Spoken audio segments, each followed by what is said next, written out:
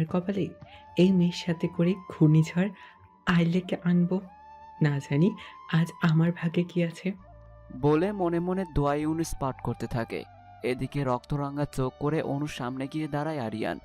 আবির আরিয়ানের পাশে দাঁড়িয়ে বুঝতে চেষ্টা করছে তার বোন এখানে কি করতে আসছে, আর রাজের মতো প্লে বয়ের কাছে এসে কেন তার বোন বিয়ের কথা বলছে। হঠাৎ অনুর এমন কাহিনী দেখে আবিরের মাথা কাজ করছিল না, তাই সে নীরবে সবটা বুঝতে অযথা চেষ্টা করে সময় নষ্ট করছিল। আবিরের মাথা না কাজ করলে কি হবে, অন্যজনের মাথায় ঠিকই রক্ত টকবক করে ফুটছিল। আবির অনুকে কোনো কিছু বলার আগে অনুর গালে কষে 2-3টা থাপ্পড় পড়ে। অনু গালে হাত দিয়ে ছলছল নয়নের সামনের মানুষটার দিকে তাকিয়ে আছে। তোতলাতে তোতলাতে বলে, আরিয়ান ভাইয়া আমাকে। অনু কথাটা ক্লিয়ার করে বলার আগে আবারও আরিয়ান অনুকে একটা থাপ্পড় দিয়ে জোরে ভয়ার্ত কণ্ঠে বলে, নাক টিপলে এখনো দুধ বেয়ে পড়বে। সে আসছে ভার্সিটির নাম করে প্লে বয়কে বিয়ের প্রস্তাব দিতে। এই বেয়াদব মেয়ে, তোমার যে নিজের নাক লজ্জা বলতে নেই তা না হয় বুঝলাম, তবে তোমার সাথে যে আমাদের সম্মান জড়িয়ে আছে সেদিকে খেয়াল আছে? এবার আরিয়ানকে কিছুই বলে না, কারণ আরিয়ানের জায়গাতে আবিরের এই কাজ করা দরকার ছিল। আবির রাগী দৃষ্টিতে অনুর দিকে অগ্রসর হয়ে এসে ওর হাত চেপে ধরে বলে, তুই কোন কারণে ভার্সিটিতে প্রথম দিন এসেই এত ছেলে মেয়ের সামনে নিজের আত্মসম্মান বিসর্জন দিতে এসেছিস? অনু কান্নাজড়িত কণ্ঠে বলে, ভাইয়া তোমরা আমার পুরো কথা শুনবার আগেই আমাকে আসামি বানিয়ে ফাঁসির রায় দিয়ে দিচ্ছ। সেখানে আমি আর কি বলবো বলো? আমি কি জানি না ইউনিভার্সিটিতে আমার জমরাজ থুকু আমার ভাইয়ারা পড়াশোনা করে? তাদের চোখের সামনে ভুল করেও তো ভুল করতে পারবো না, নয়তো কেউ একজন আজরাইল হয়ে আমার জান কবজ করে নিয়ে যাবে তো। আরিয়ান এসে দাঁতে দাঁত চেপে বলে, ইসলামী রেখে আমার কথার উত্তর দাও। রাজকে কেন বিয়ে করার জন্য প্রস্তাব দিচ্ছিলে? অনু মনে মনে বলে, রাজকে মনে ধরছে, রাজকে বিয়ে করে আমার বাপের জামাই বানাবো রে ভাই। তবে আপনার মুখের উপরে কথা কইতে পারবো না যমরাজজি, এমন কথা বলার তো সাহসই নাই। আবির বলে, কি হলো অনু, আরিয়ানের কথায় উত্তর দিচ্ছিস না কেন? এমন সময় সেখানে অনুর পাশেই ওর কয়েকজন ক্লাসমেট রিমা, আদিল, সবুজ, হৃদি এসে হাজির হয়।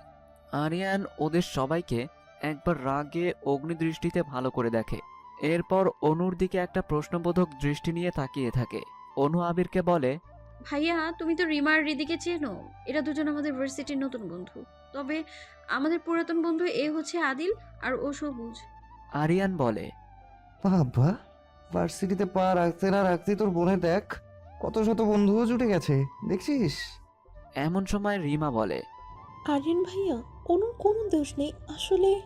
আবির রিমাকে থামিয়ে বলে, এই তোরে কেউ ওকালতি করতে ডাকছে এখানে? আকবা দিয়ে অনু হয়ে সাফাই গাইতে আসবি না, বুঝতে পারছিস? রিমার বুঝতে বাকি রইল না আজ অনুর কপালে দুঃখ আছে। আরিয়ানের যে রাগ, তার সাথে আবার আবিরও রেগে বোম্বাই মরিচ হয়ে আছে। হৃদি রিমাকে আস্তে করে বলে, আমাদের সবাই চুপ থাকাটাই উত্তম, নয়তো ডিটারজেন্ট পাউডার ছাড়াই ভালো করে ধুয়ে দেবে। অযথা এত পরিষ্কার হতে চাই না। একটু পর অনুদের সামনে একটা রেগিং করার গ্যাং এসে হাজির হয়। সেই দলের নেতৃত্ব দিচ্ছিল রাইদুল ইসলাম ইরাদ। ইরাদের সাথে তার বন্ধুদের দলও আছে। সেখানে রাইসা, ত্রিসা, সোহম আরও অনেকেই আছে। ইরাদ অনুর দিকে তাকিয়ে ভ্রু নাচিয়ে বলে, বাপ্পা হিজাবি কন্যা, তুমি তো ফাটিয়ে দিয়েছো। তোমাকে যা টাস্ক দিয়েছি তা তো খুব ভালো মতো কমপ্লিট করেছো, কিন্তু এখানে এত মানুষের ভিড়ের কারণ কি শোনা? আরিয়ান আবির দুজনেই অনুর দিকে তাকিয়ে আছে। ওদের তাকিয়ে থাকা দেখে অনু মাথা নিচু করে রাখে। আবির অনুকে উদ্দেশ্য করে বলে, ছি ছি ছি, তুই শেষ পর্যন্ত বাজেটে প্রথম দিন রেগিংয়ের শিকার হয়েছিস। আমাদের 2 বছর বন্ধুত্ব নাক এইভাবে কাটতে লজ্জা করলো না একবারও? ইরাদ বলে, এই আবির, তোদের সাথে ওই মেয়ের কি সম্পর্ক রে? তোদের কেন এত দরদ উতলে পড়ছে?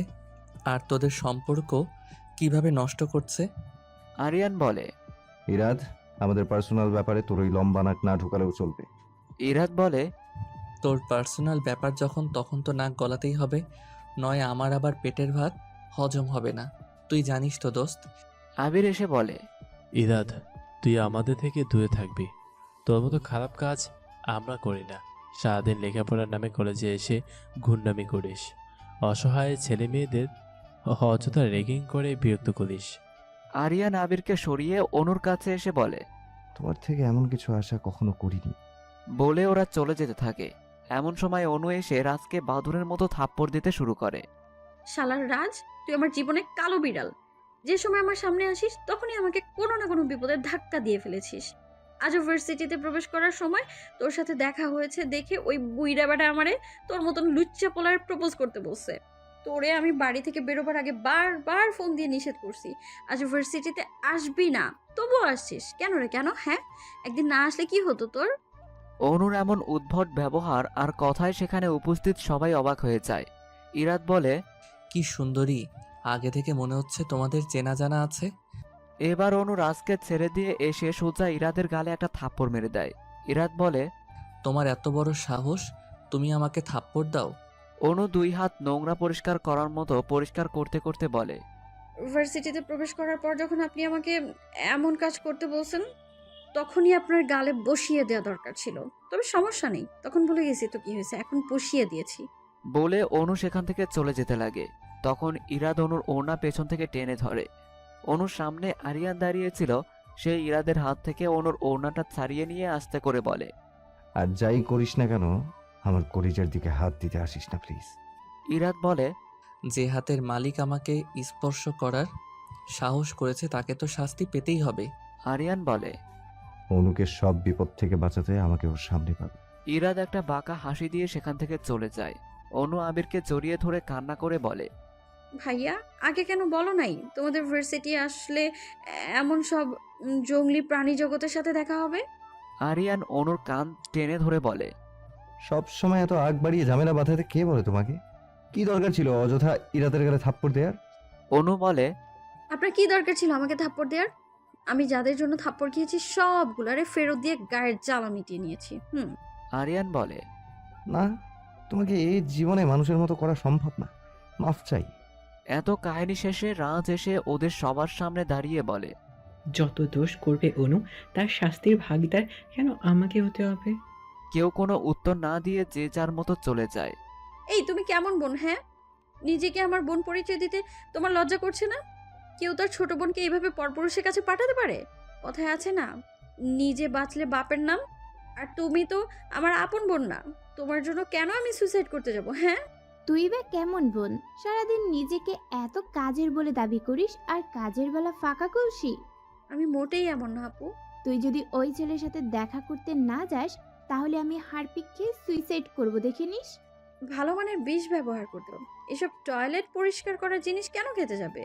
তুই বোন নামের কলঙ্ক। তাই বলে অনুর হাতে একটা অ্যাড্রেস দিয়ে সেখান থেকে আনিশা চলে যায়। অনু হাতে থাকা কাগজটা খুলে দেখে এটা একটা রেস্টুরেন্টের ঠিকানা। আল্লাহ জানে এইখানে গিয়ে আজ সে কোন বিপদে পড়বে। কপালে যাই থাক সমস্যা নেই, বোনের উপকার তো তাকে করতেই হবে।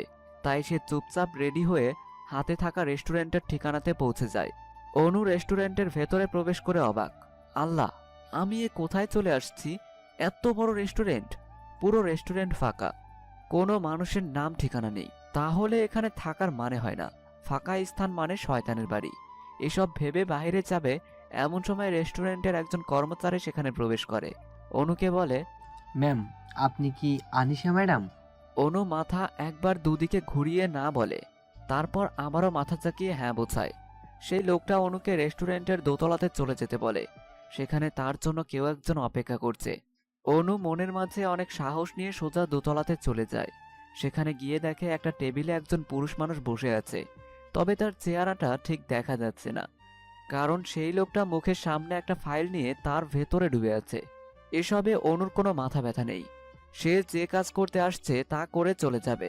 সেই অনুযায়ী অনু লোকটার টেবিলের সামনে চেয়ারে বসে গড়গড় করে বলতে শুরু করে, এটা কি মগের মূল্য পেয়েছেন? বাচ্চা একটা মেয়েকে বিয়ে করবেন? আমরা কি বুঝি না? ওইসব খুব ভালো করেই বুঝি। বিয়ের পর বউকে ঠিকই সাথে রাখতে নিজের বাড়ি নিয়ে যাবেন, তখন লেখাপড়া সব চুল হতে যাবে। তাই আপনি এই বিয়ে করতে রাজি থাকলেও আমরা রাজি না। বলে একটা দীর্ঘশ্বাস ফেলল। এদিকে নিজের মুখের সামনে থেকে ফাইলটা সরিয়ে সামনে বসে থাকা মেয়েটাকে দেখে চিৎকার করে বলে, তুমি এখানে কেন? অনু সামনের মানুষটার দিকে বিস্ফোরিত চোখে তাকিয়ে বলে, আরিয়ান ভাইয়া, আপনি এইখানে? আরিয়ান বলে, তুমি এখানে কেন এসেছো? আর আনিশাকে কিভাবে জানো? সে কোথায়? তুমি বিয়ে নিয়ে পাকনামি করতে এসেছো? তোমার বাড়ির মানুষেরা জানে? অনু বলে, আপনিই বা কেমন মানুষ লেখাপড়া কমপ্লিট না করে বিয়ের পিড়িতে বসতে যাচ্ছেন? বিয়ের পর বউকে কি খাওয়াবেন আপনি? কি পড়াবেন? বিয়ের পর তো বউয়ের দায়িত্ব স্বামীরই হয়।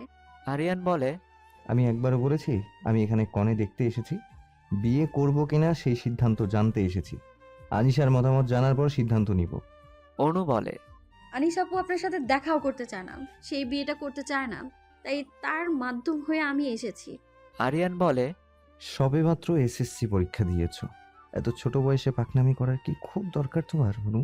একটা নিজের বয়সী মেয়েদের মতো চলাফেরা করলে কি খুব বেশি ক্ষতি হয়ে যাবে? অনু এসব কথা কানে তুলছে না। আরিয়ানের কথার উত্তর না দিয়ে বলে, আপনি যে বিয়ে করছেন সেই কথা আপনার ভাইয়াকে বলেছেন?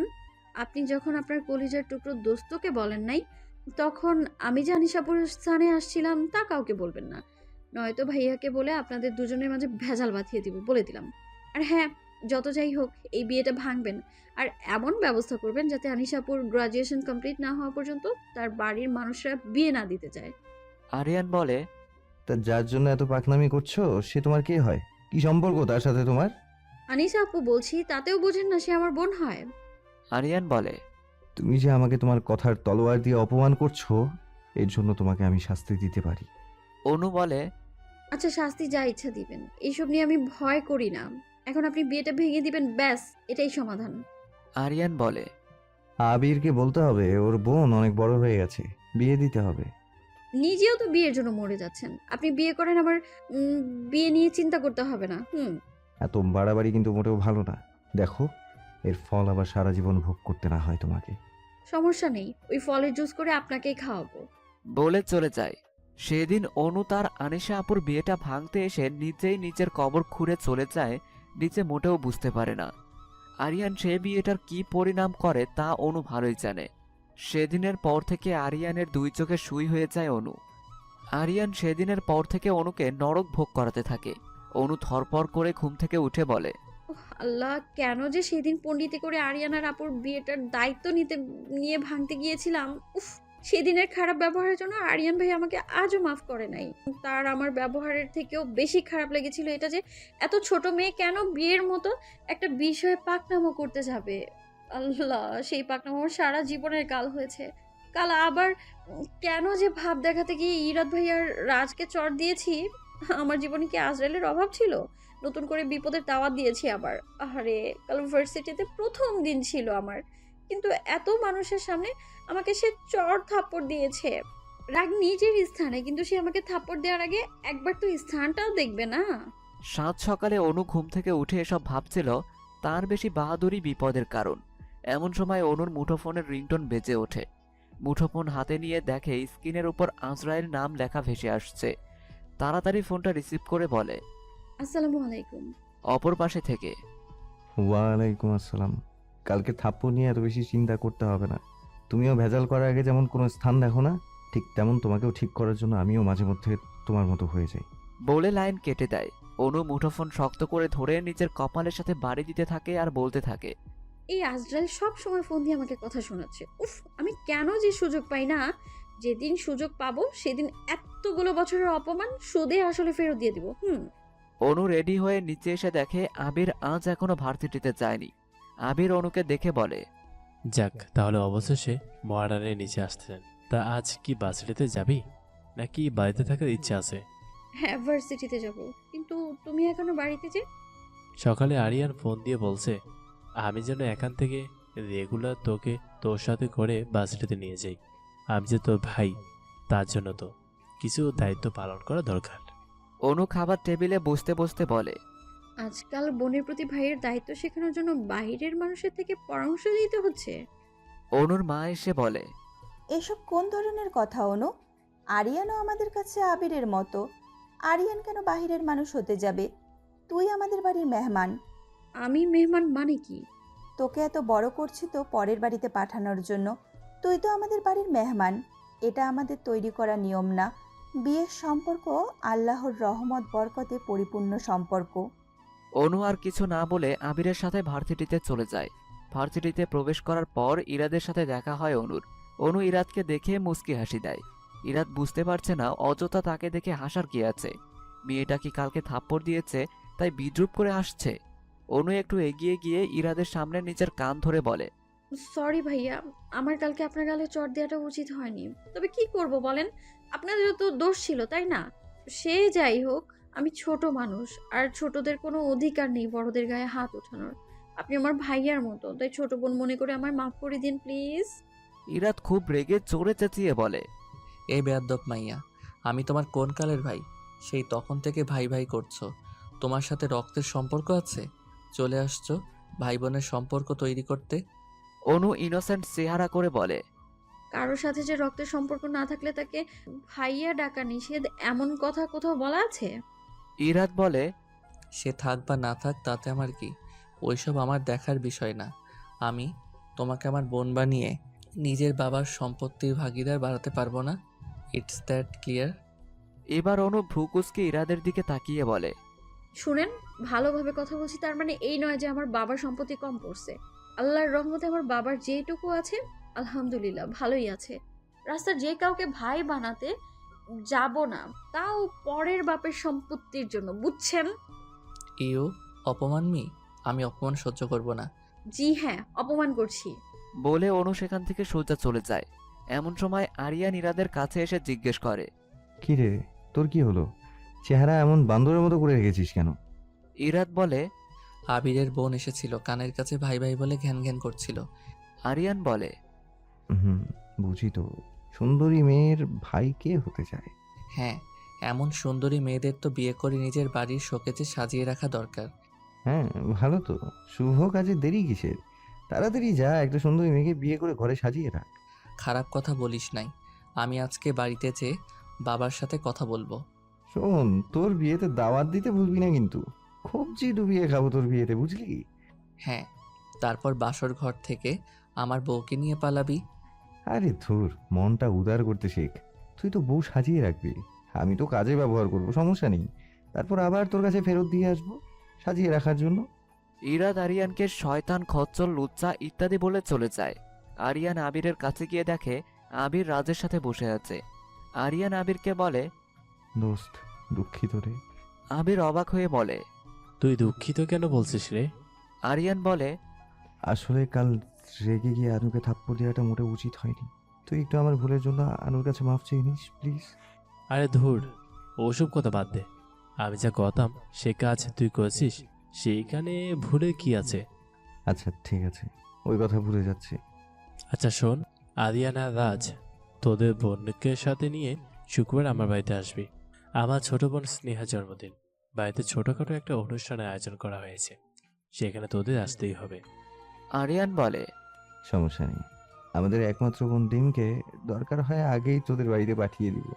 রাজের বোন তো আমাদের দুই ভাইয়ের বোন, তাই না? রাজ কিছু বলে না। তখন সেখানে ইরাদ এসে বলে, কি রে, সবাইকে দাওয়াত দিচ্ছিস, আমার কথা কেন ভুলে যাচ্ছিস? আবির বলে, তুইও তোর বোনকে সাথে করে চলে আসিস, তাহলে আমাদের সমস্যা নেই। ইরাদ বলে, ইনশাল্লাহ শুক্রবার দেখা হবে।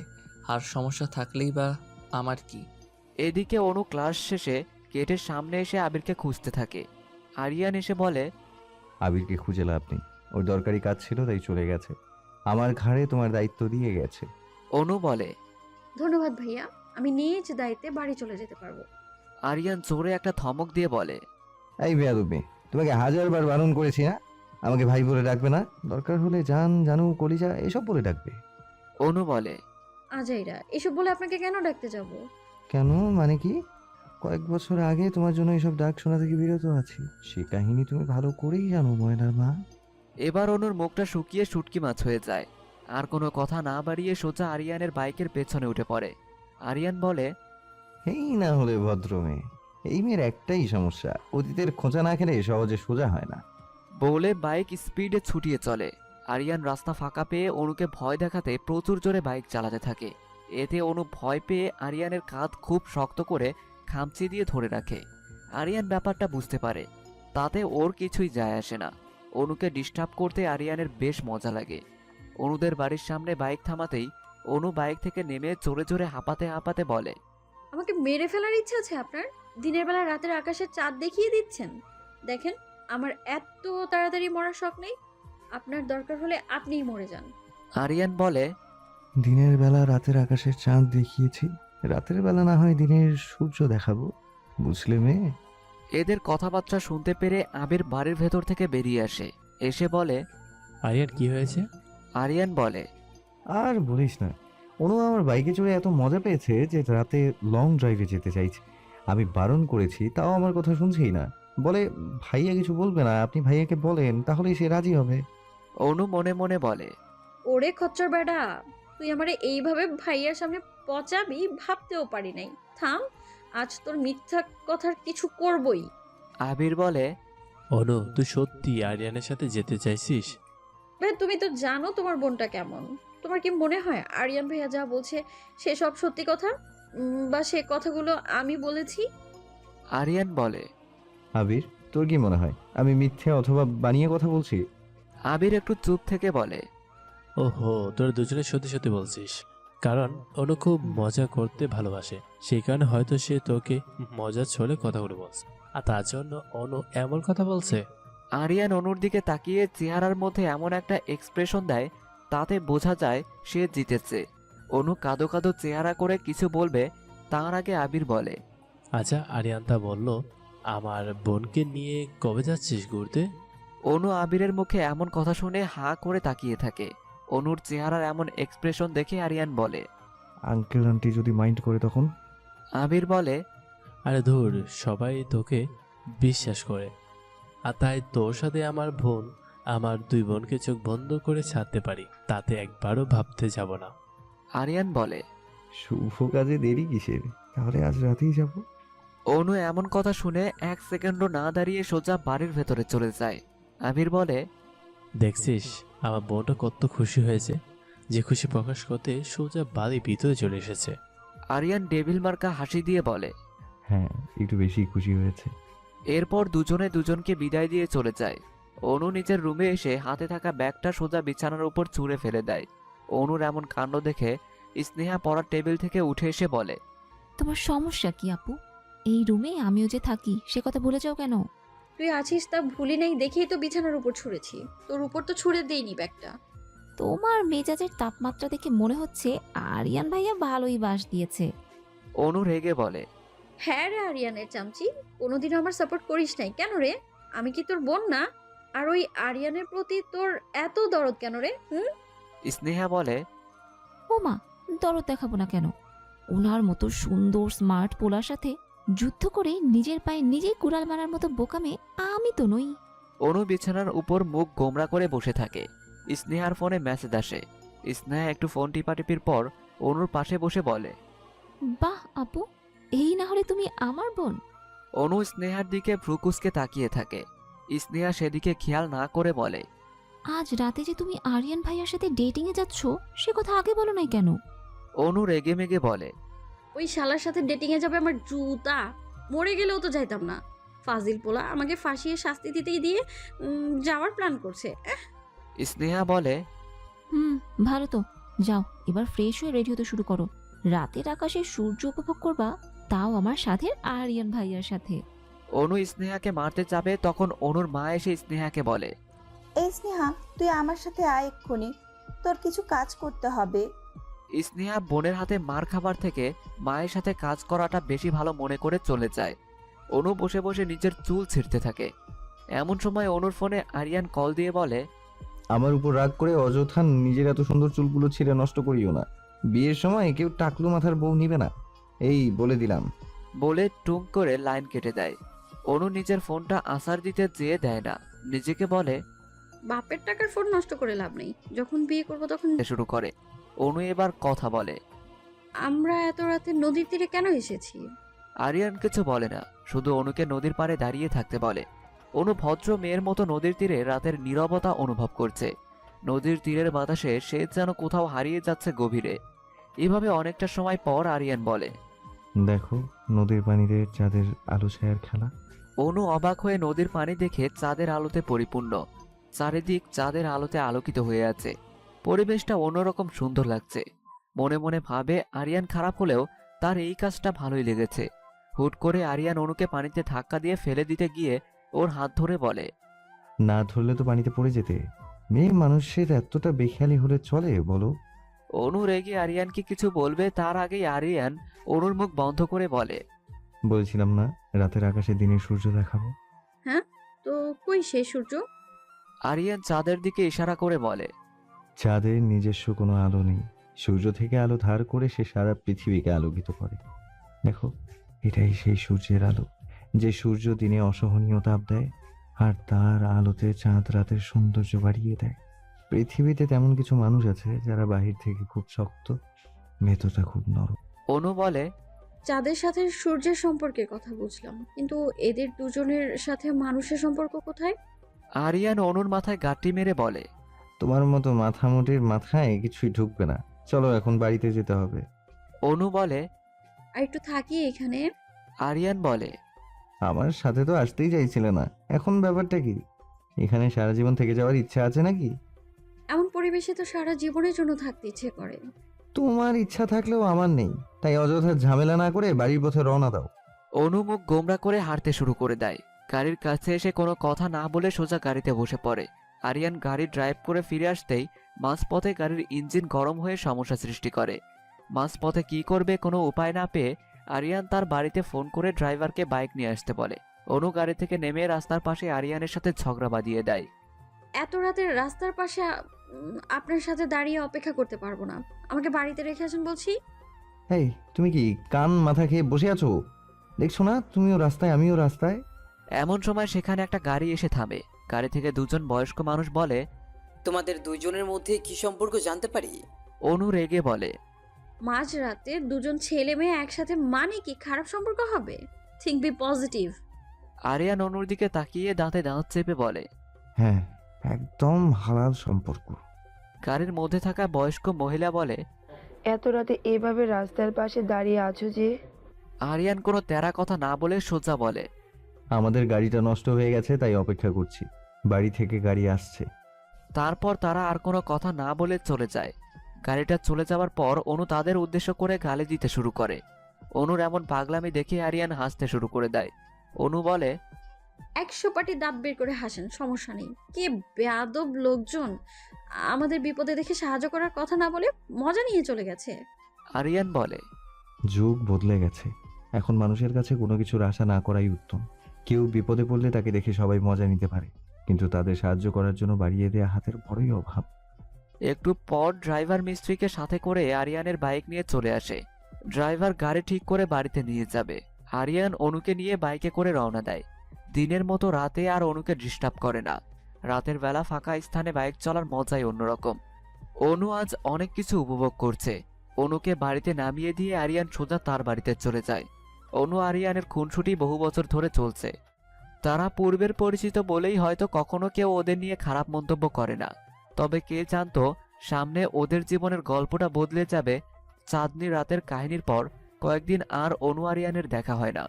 এদিকে স্নেহার জন্মদিনের অনুষ্ঠানের ব্যস্ততায় সবাই সবকিছু ভুলে গেছে। আজকে স্নেহার 17তম জন্মদিন। সামনের বছর সে 18 বছরের স্বাধীন তরুণী হবে। তাই 17 বছরের জন্মদিনটা বেশ সুন্দর করে পালন করবে। অনু স্নেহার পছন্দ মতো ক্রিম কালারের একটা বড় গোলামের ডিজাইন করা গাউন কিনে আনে। আর সেই গাউনটা পরেছে স্নেহা। গাউনটা পরে সুন্দর করে চুলের ডিজাইন করে খোপা করে। রাজকুমারীদের মতো মাথায় ছোট্ট স্টোনের তাজ পরে। আজকে স্নেহাকে পুরো ডিজনিল্যান্ডের রাজকুমারী মনে হচ্ছে। পুরো বাড়িটা খুব হালকা সাজে গর্জিয়াস করে সাজানো হয়েছে। বোনের জন্মদিনের নানা রকম আয়োজনে অনু আর আবির ব্যস্ত, তাই ওরা সেভাবে তৈরি হয়নি। নর্মাল ড্রেস আপে বাড়ির কাজ করতে থাকে। এমন সময় আরিয়ান সেখানে এসে অনুকে এভাবে কাজ করতে দেখে ভেবে নেয় আজও অনুর সাথে শয়তানি করবেই। আরিয়ান স্নেহাকে সাথে করে অনুর সামনে গিয়ে বলে, আচ্ছা স্নেহা, তুমি কি একটা কথা জানো? কি কথা ভাইয়া? বাড়ির বড় মেয়েগুলো কাজের মেয়ে হয়, বুঝলে?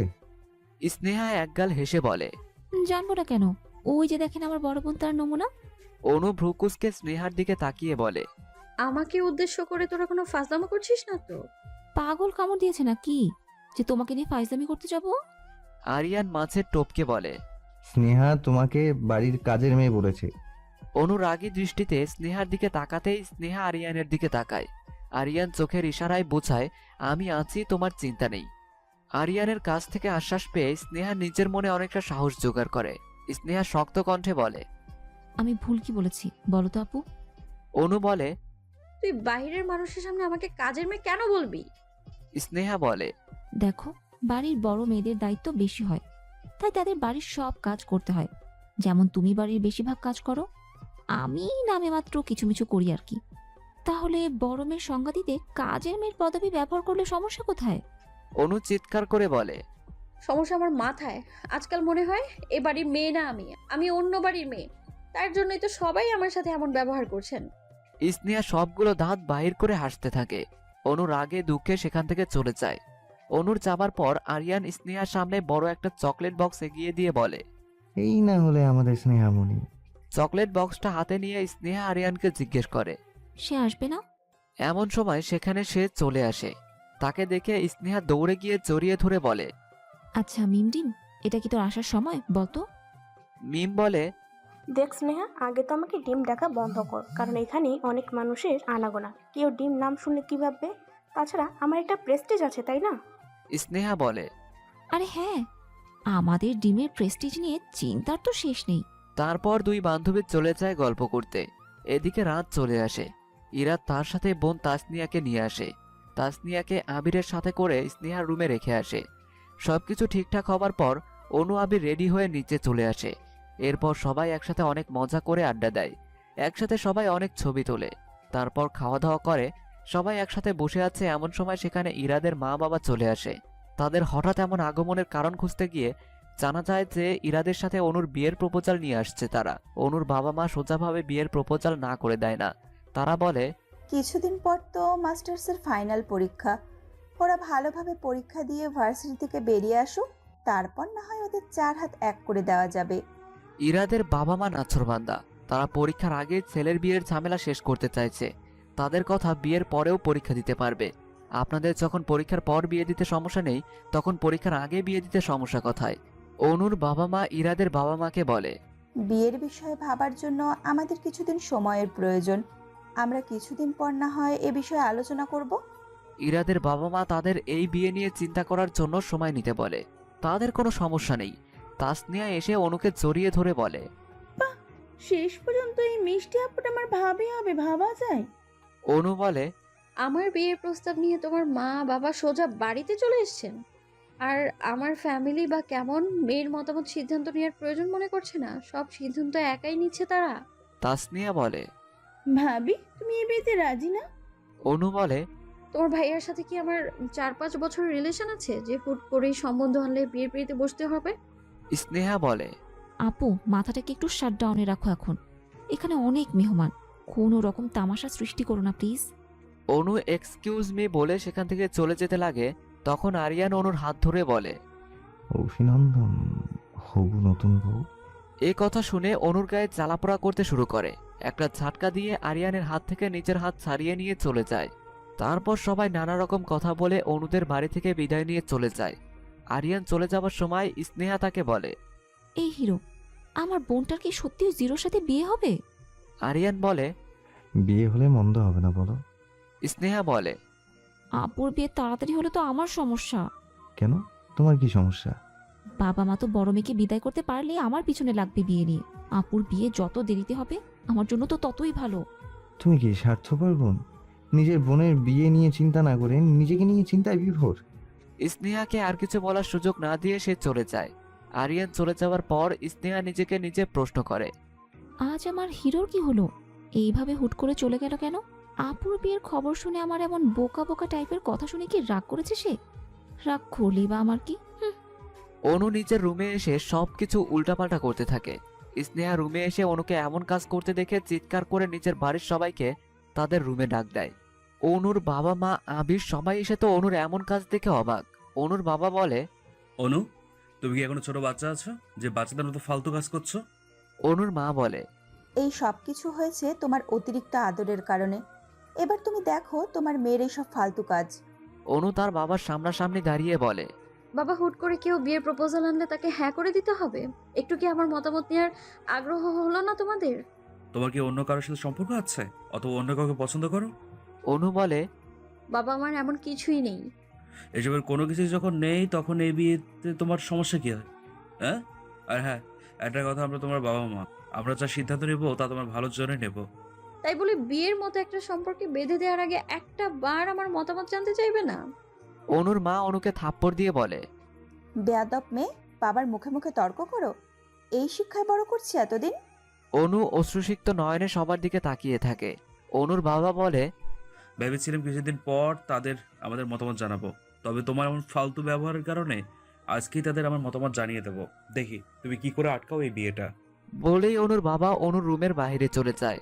আবির বলে, তোর বেশি পাকনামের জন্য নিজের গর্তে তুই নিজেই পড়িস। তোকে কে বাঁচাবে? ভেবেছিলাম বাবার সাথে কথা বলবো, কিন্তু না, তোর মাঝে তো কোনো দোষের নমুনাও নেই। অনু কান্নায় ভেঙে পড়ে। কেন আমার সাথে সবাই হঠাৎ করে এমন করছে? আমি কি এমন ভুল করেছি?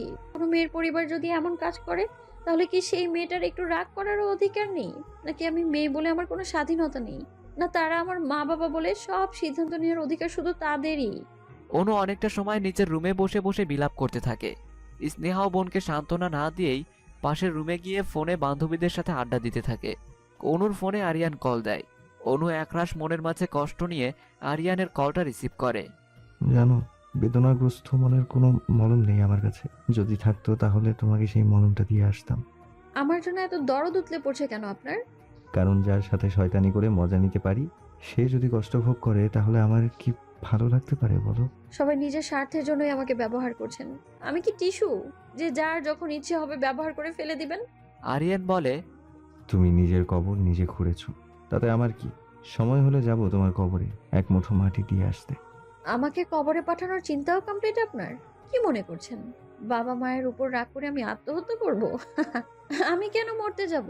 মরলে মরুক ইবলিশ শয়তান। আমি রাগের বশে আত্মহত্যা করে জাহান্নামী হতে রাজি নই। এই রাখেন তো ফোন।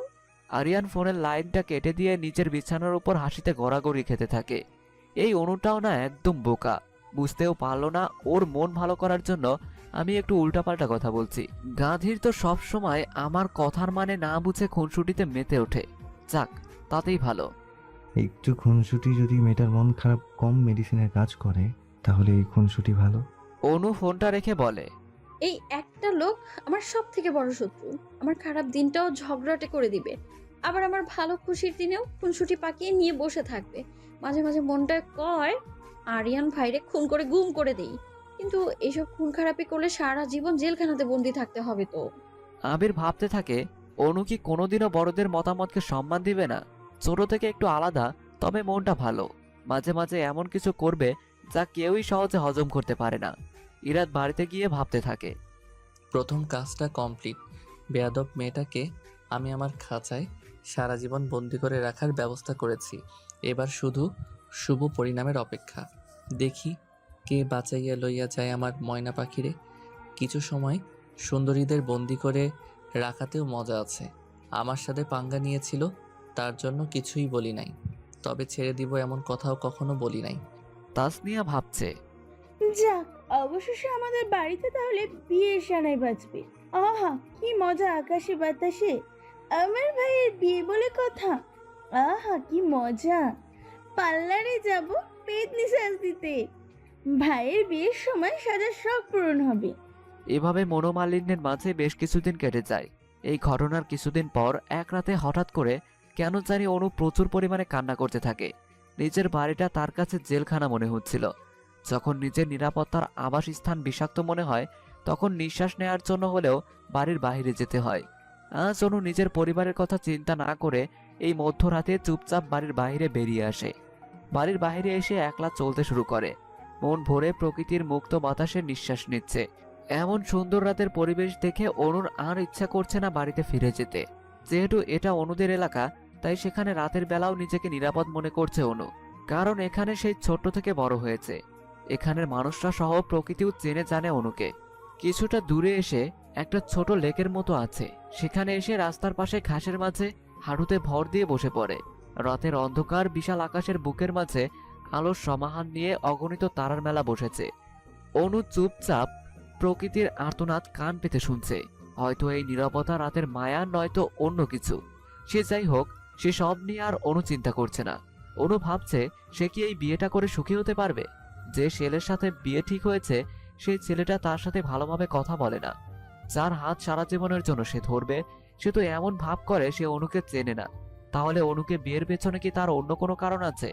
এসব চিন্তার মাঝে বিভোর ছিল অনু। এমন সময় কেউ একজন অনুর কাঁধে হাত রাখে। অনু চমকে ওঠে। এত রাতে কি তাহলে বাড়ি থেকে রাগ করে বেরিয়ে এসে নিজের বিপদ বাঁধিয়ে দিল? ভয়ে ভয়ে পিছনে ঘাড় ঘোরাতেই দেখে আরিয়ান তার পিছনে দাঁড়িয়ে আছে। অনু আরিয়ানকে দেখে স্বস্তির নিঃশ্বাস ছাড়ে। যাক, ভুল কোনো মানুষের দেখা সে পায়নি এত রাতে, একজন বিশ্বস্ত মানুষের দেখা সে পেয়ে গেছে। আরিয়ান অনুর সামনে এসে বলে, এভাবে এত রাতে বাড়ির বাইরে আসাটা তোমার মোটেও উচিত হয়নি। অনু কোনো উত্তর দেয় না, নীরব থাকে। আরিয়ান বলে, বাড়ির মানুষের সব সিদ্ধান্ত যে তোমার মনের মতো হবে এমনটা কিন্তু নয়। তারপরও আমাদের তাদের সিদ্ধান্ত মেনে নিতে হয়। সব সময় তাদের সাথে বিদ্রোহ করা মোটেই উচিত কাজ না। অনু এবার বলে, আচ্ছা, যার সাথে আমার বিয়ে ঠিক হয়েছে সে তো একবারও আমার সাথে কথা বলার আগ্রহ প্রকাশ করছে না, তাহলে শুধু শুধু আমাকে বিয়ে করার মানেটা কি? আমাকে যে বিয়ের আগে জানা বা বোঝার চেষ্টা করছে না, সে বিয়ের পর সব ঠিক হয়ে যাবে, এটা কি সঠিক চিন্তা? এবার আরিয়ান ধমকে সুরে বলে, দেখো মেয়ে, আমি এইসবের উপর পিএইচডি কমপ্লিট করিনি, আমার কোনো রকমের ধারণা নেই, তাই এই বিষয়ে আমি কোনো সিদ্ধান্ত দিতে পারবো না। অনু বলে, হ্যাঁ, আপনি জানবেন কি করে? আপনি তো আর মেয়ে মানুষ না যে আপনার ঘাড়ে এমন ভাবে সব চাপিয়ে দিবে।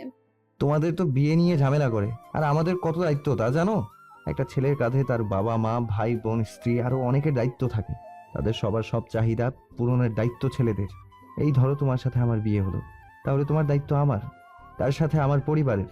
এখন তুমি যদি বিয়ের পর আমাকে মন থেকে মেনে নিতে না পারো, তাহলে তুমি কি আমার পরিবারের সদস্যদের মন থেকে মেনে নিতে পারবে? তাই ভেবেচিন্তে বিয়ের পিড়িতে বসিও, বুঝলে? অনু বলে, জানেন, পরশুদিন আমি ইরাদের সাথে ইউনিভার্সিটির ক্যান্টিনে একটু দেখা করতে গিয়েছিলাম। সে আমাকে দেখে এমন ভাব করছিল যেন সে আমাকে চেনেই না। আমি কথা বলতে চাইলে বলে আমি ইউনিভার্সিটির জুনিয়র বেয়াদব মেয়েদের সাথে কথা বলি না। আর তুমি বা কেমন বেহায়া মেয়ে, সোজা চলে আসছো পরপুরুষের সাথে আলগা পিরিতি গল্প করতে। এবার আপনিই বলুন, সে কিভাবে পারলো এতগুলো মানুষের সামনে আমায় অপমান করতে? সে কথা বলবে না নিষেধ করে দিত, কিন্তু সবার সামনে এইভাবে অপমান করার কি ছিল? আর আজ তো সব লিমিট পার হয়ে গেছে। বাবা মা বিকালে ইরাদের বাড়িতে গিয়েছিল, সেখান থেকে এসে বলছে শুক্রবার আমার বিয়ে। বাহ, কি দারুণ কথা। আচ্ছা, আমি কি কোথাও পালিয়ে যাচ্ছি? কোথাও যাচ্ছি না তো, তাহলে বিয়ের মতো শুভ কাজে এত তাড়াতাড়ি করার কি আছে বলেন? আর সব থেকে বড় কথা, আমি কুমারী মেয়ে, আমার বিবাহের জন্য মতামত দেওয়ার অধিকার আছে, কিন্তু এই সমাজে মতামত নেওয়ার প্রয়োজন হয় না। তাদের মতামত আমাদের উপর চাপিয়ে দেওয়া হয়। এই বিয়েটা সুন্দরভাবে হতে পারতো। বিয়ের কথা শুনে বাড়ির মানুষেরা পর হয়ে গেছে। আমার সাথে 5 মিনিট কথা বলার সময় তাদের কারণেই। আরিয়ান বলে, আচ্ছা, অনেক অভিযোগ করেছো, এবার বাড়িতে ফিরে যাও, নয়তো বাড়ির কেউ জানতে পারলে তোমার জন্য খুব খারাপ হবে। যে মেয়ের বিয়ে সে মেয়ে মাঝরাতে বাড়ির বাইরে ছিল, জানোই তো আমাদের সমাজের মানুষেরা কেমন। অনু একটু অবাক হয়ে বলে, আমার বাড়ির মানুষ জানে না আমি বাইরে, তাহলে আপনি জানেন কি করে আমি এখানে এসেছি? সন্ধ্যার দিকে আবির ফোন দিয়ে তোমার বিয়ের খবরটা আমাকে দিয়েছিল। আমি তখনই বুঝতে পারি তোমার মনটা ভালো, আর তুমি যে পাগল তাতে উল্টাপাল্টা কাজ শিওর করবা। আর কেন জানি রাতে ঘুম আসছিল, তাই তোমাদের এলাকাতে চলে আসি। আর আসার পথে দেখেছি তোমাকে এদিকে আসতে, তাই চুপচাপ তোমার পেছনে চলে এসেছি। মাঝরাতে একটা মানসিক রোগীকে তো আর একলা ছাড়তে পারি না। অনু বলে, আপনাকে যখনই একটু ভালো মনে করি তখনই আপনি এমন ফালতু কথা বলেন যার কোনো মানেই হয় না।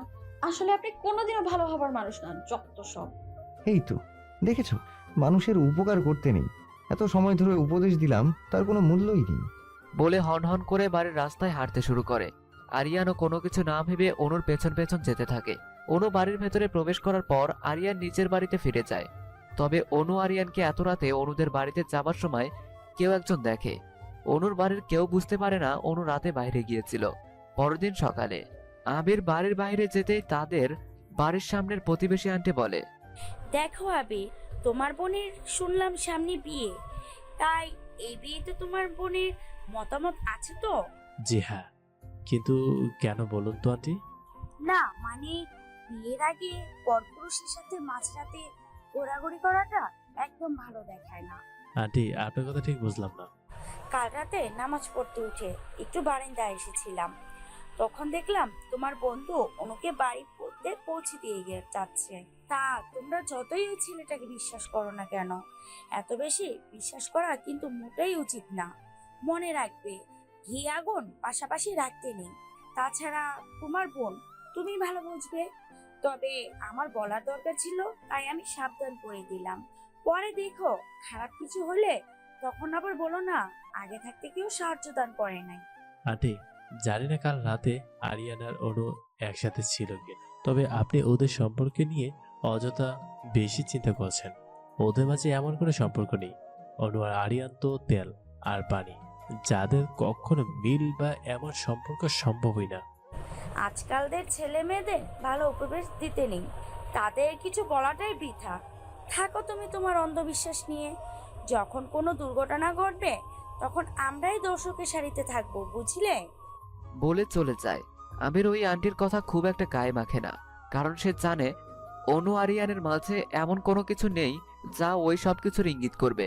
আর কাল রাতে যদি আরিয়ান এখানে এসেই থাকে তাহলে সে কথা আমাকে নিজে থেকেই বলবে। আবির এসব কথা বাদ দিয়ে বোনের বিয়ের বাজার করতে চলে যায়। অনু আর ইরাদের বিয়েটা খুব সিম্পল ভাবে হবে, তাতে কি? মেয়ের বাড়ির মানুষরা সিম্পল বিয়ের আয়োজনেও কোনো কমতি রাখতে চাইছে না, তাই তারা তাদের মতো চেষ্টা করছে। এদিকে ইরাদ বাড়িতে নাক ডেকে ঘুম দিচ্ছে। এমন সময় তাসনিয়া সেখানে এসে ইরাদকে বলে, ভাইরে, তোর হবু বউ অন্যের হাত ধরে পালিয়ে গেছে।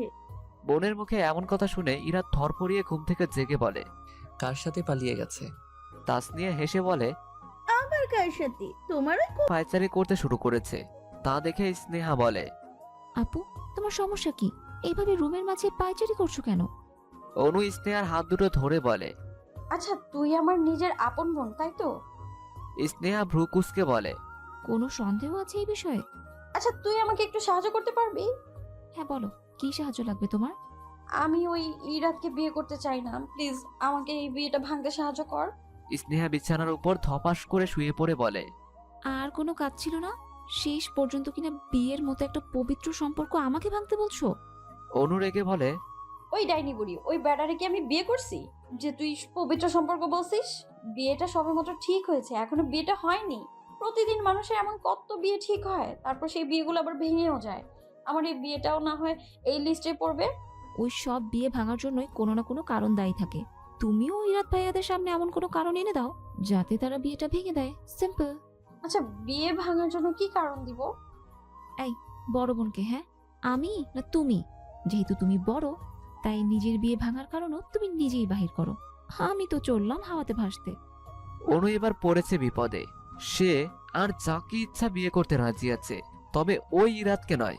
এখন সে কি এমন গল্প শোনাবে সবাইকে যাতে তার কথা বিশ্বাস করে ইরাদের পরিবার বিয়েটা ভেঙে দেয়? অনু ভাবছে, সমস্যা নেই, এমন একটা গল্প বানিয়ে সবার সামনে উপস্থাপন করব, কেউ অবিশ্বাস করতেই পারবে না। অনু আরিয়ানকে কল দিয়ে বলে, আমি আমার বিয়েটা ভাঙার রাস্তা পেয়ে গেছি, হা হা। এবার দেখবেন আমি পাগলি মানসিক রোগী না। তুমি যে মানসিক রোগী না সেই প্রমাণ দিতেই শুধুমাত্র বিয়েটা ভাঙবে? অযথা একটা সুন্দর সম্পর্ক ভাঙার দরকার কি?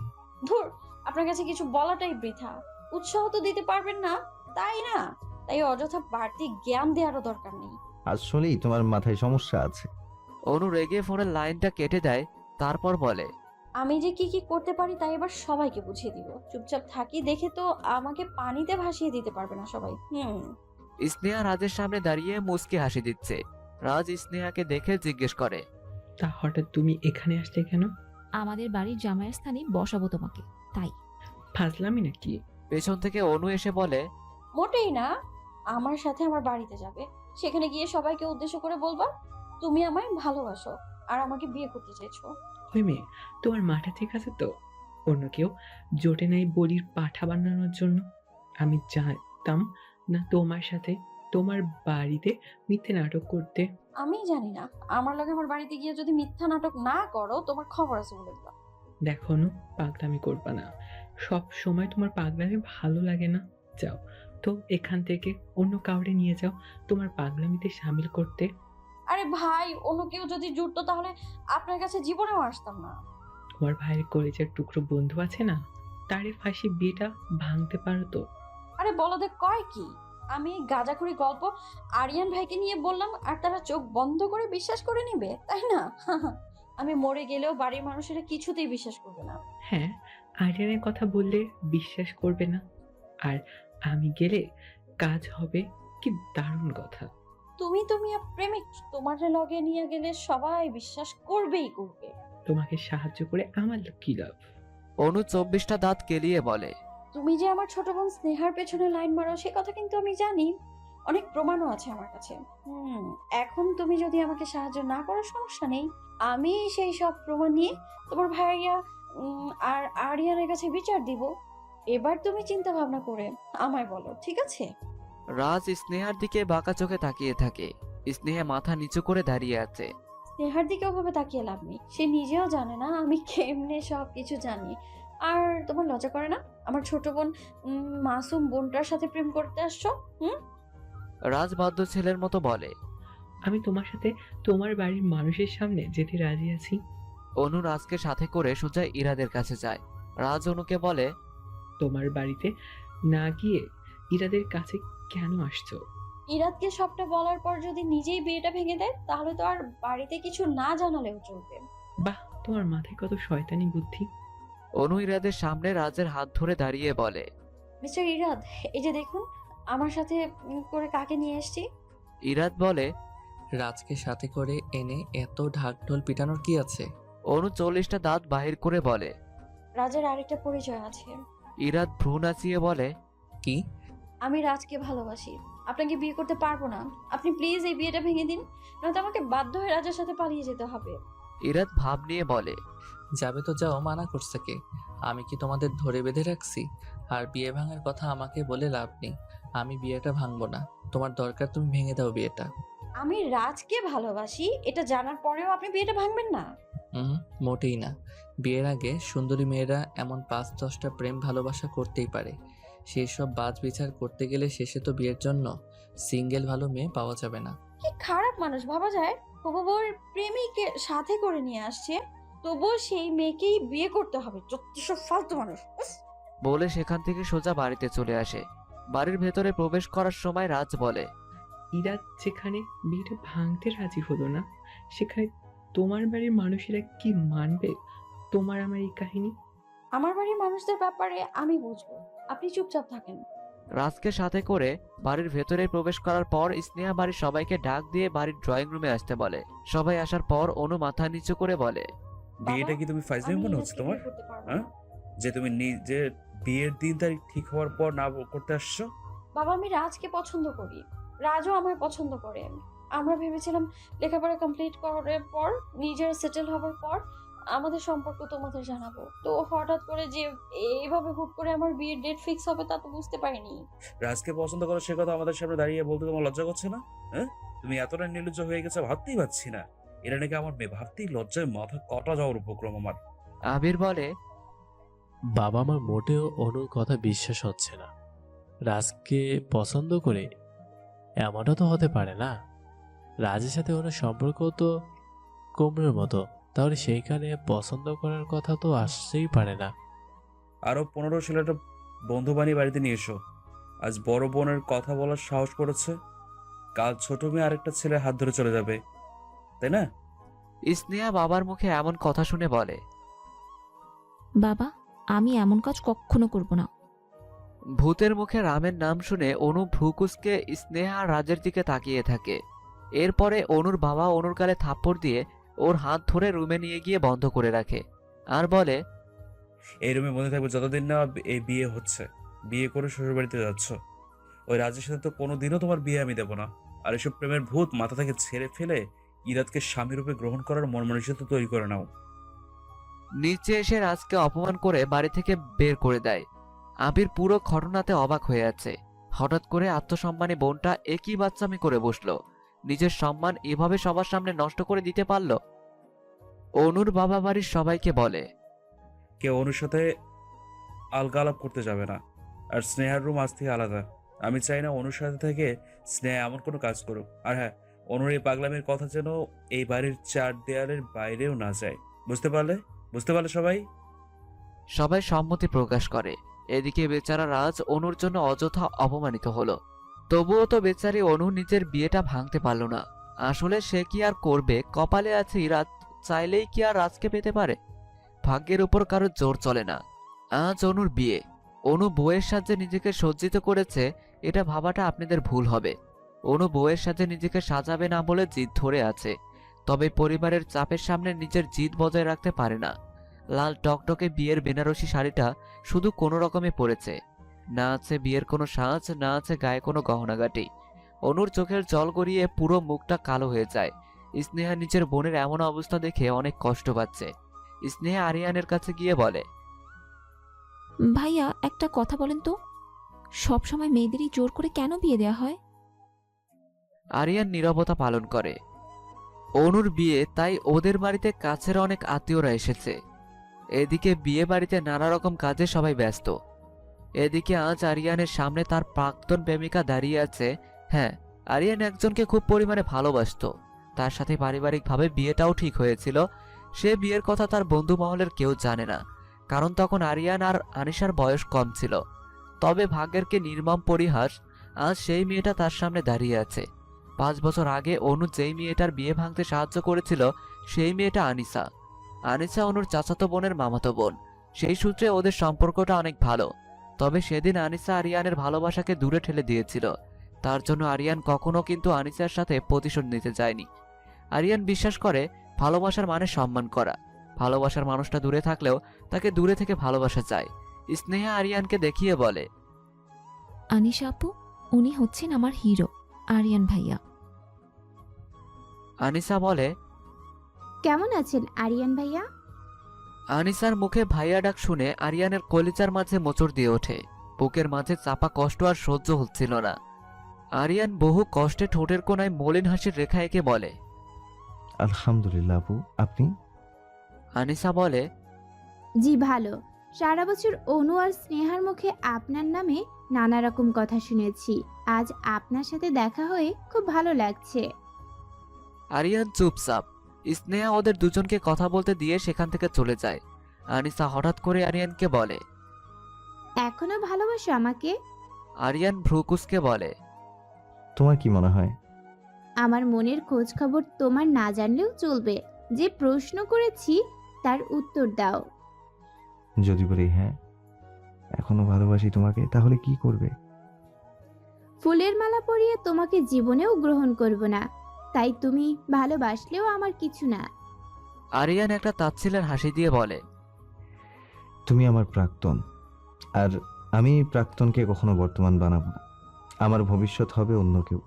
তুমি সে হবার যোগ্যতা রাখো না, কারণ যে কারোর ভালোবাসাকে সম্মান করতে পারে না, তাকে জীবনে দ্বিতীয়বার ফিরিয়ে আনার ভুল করব না।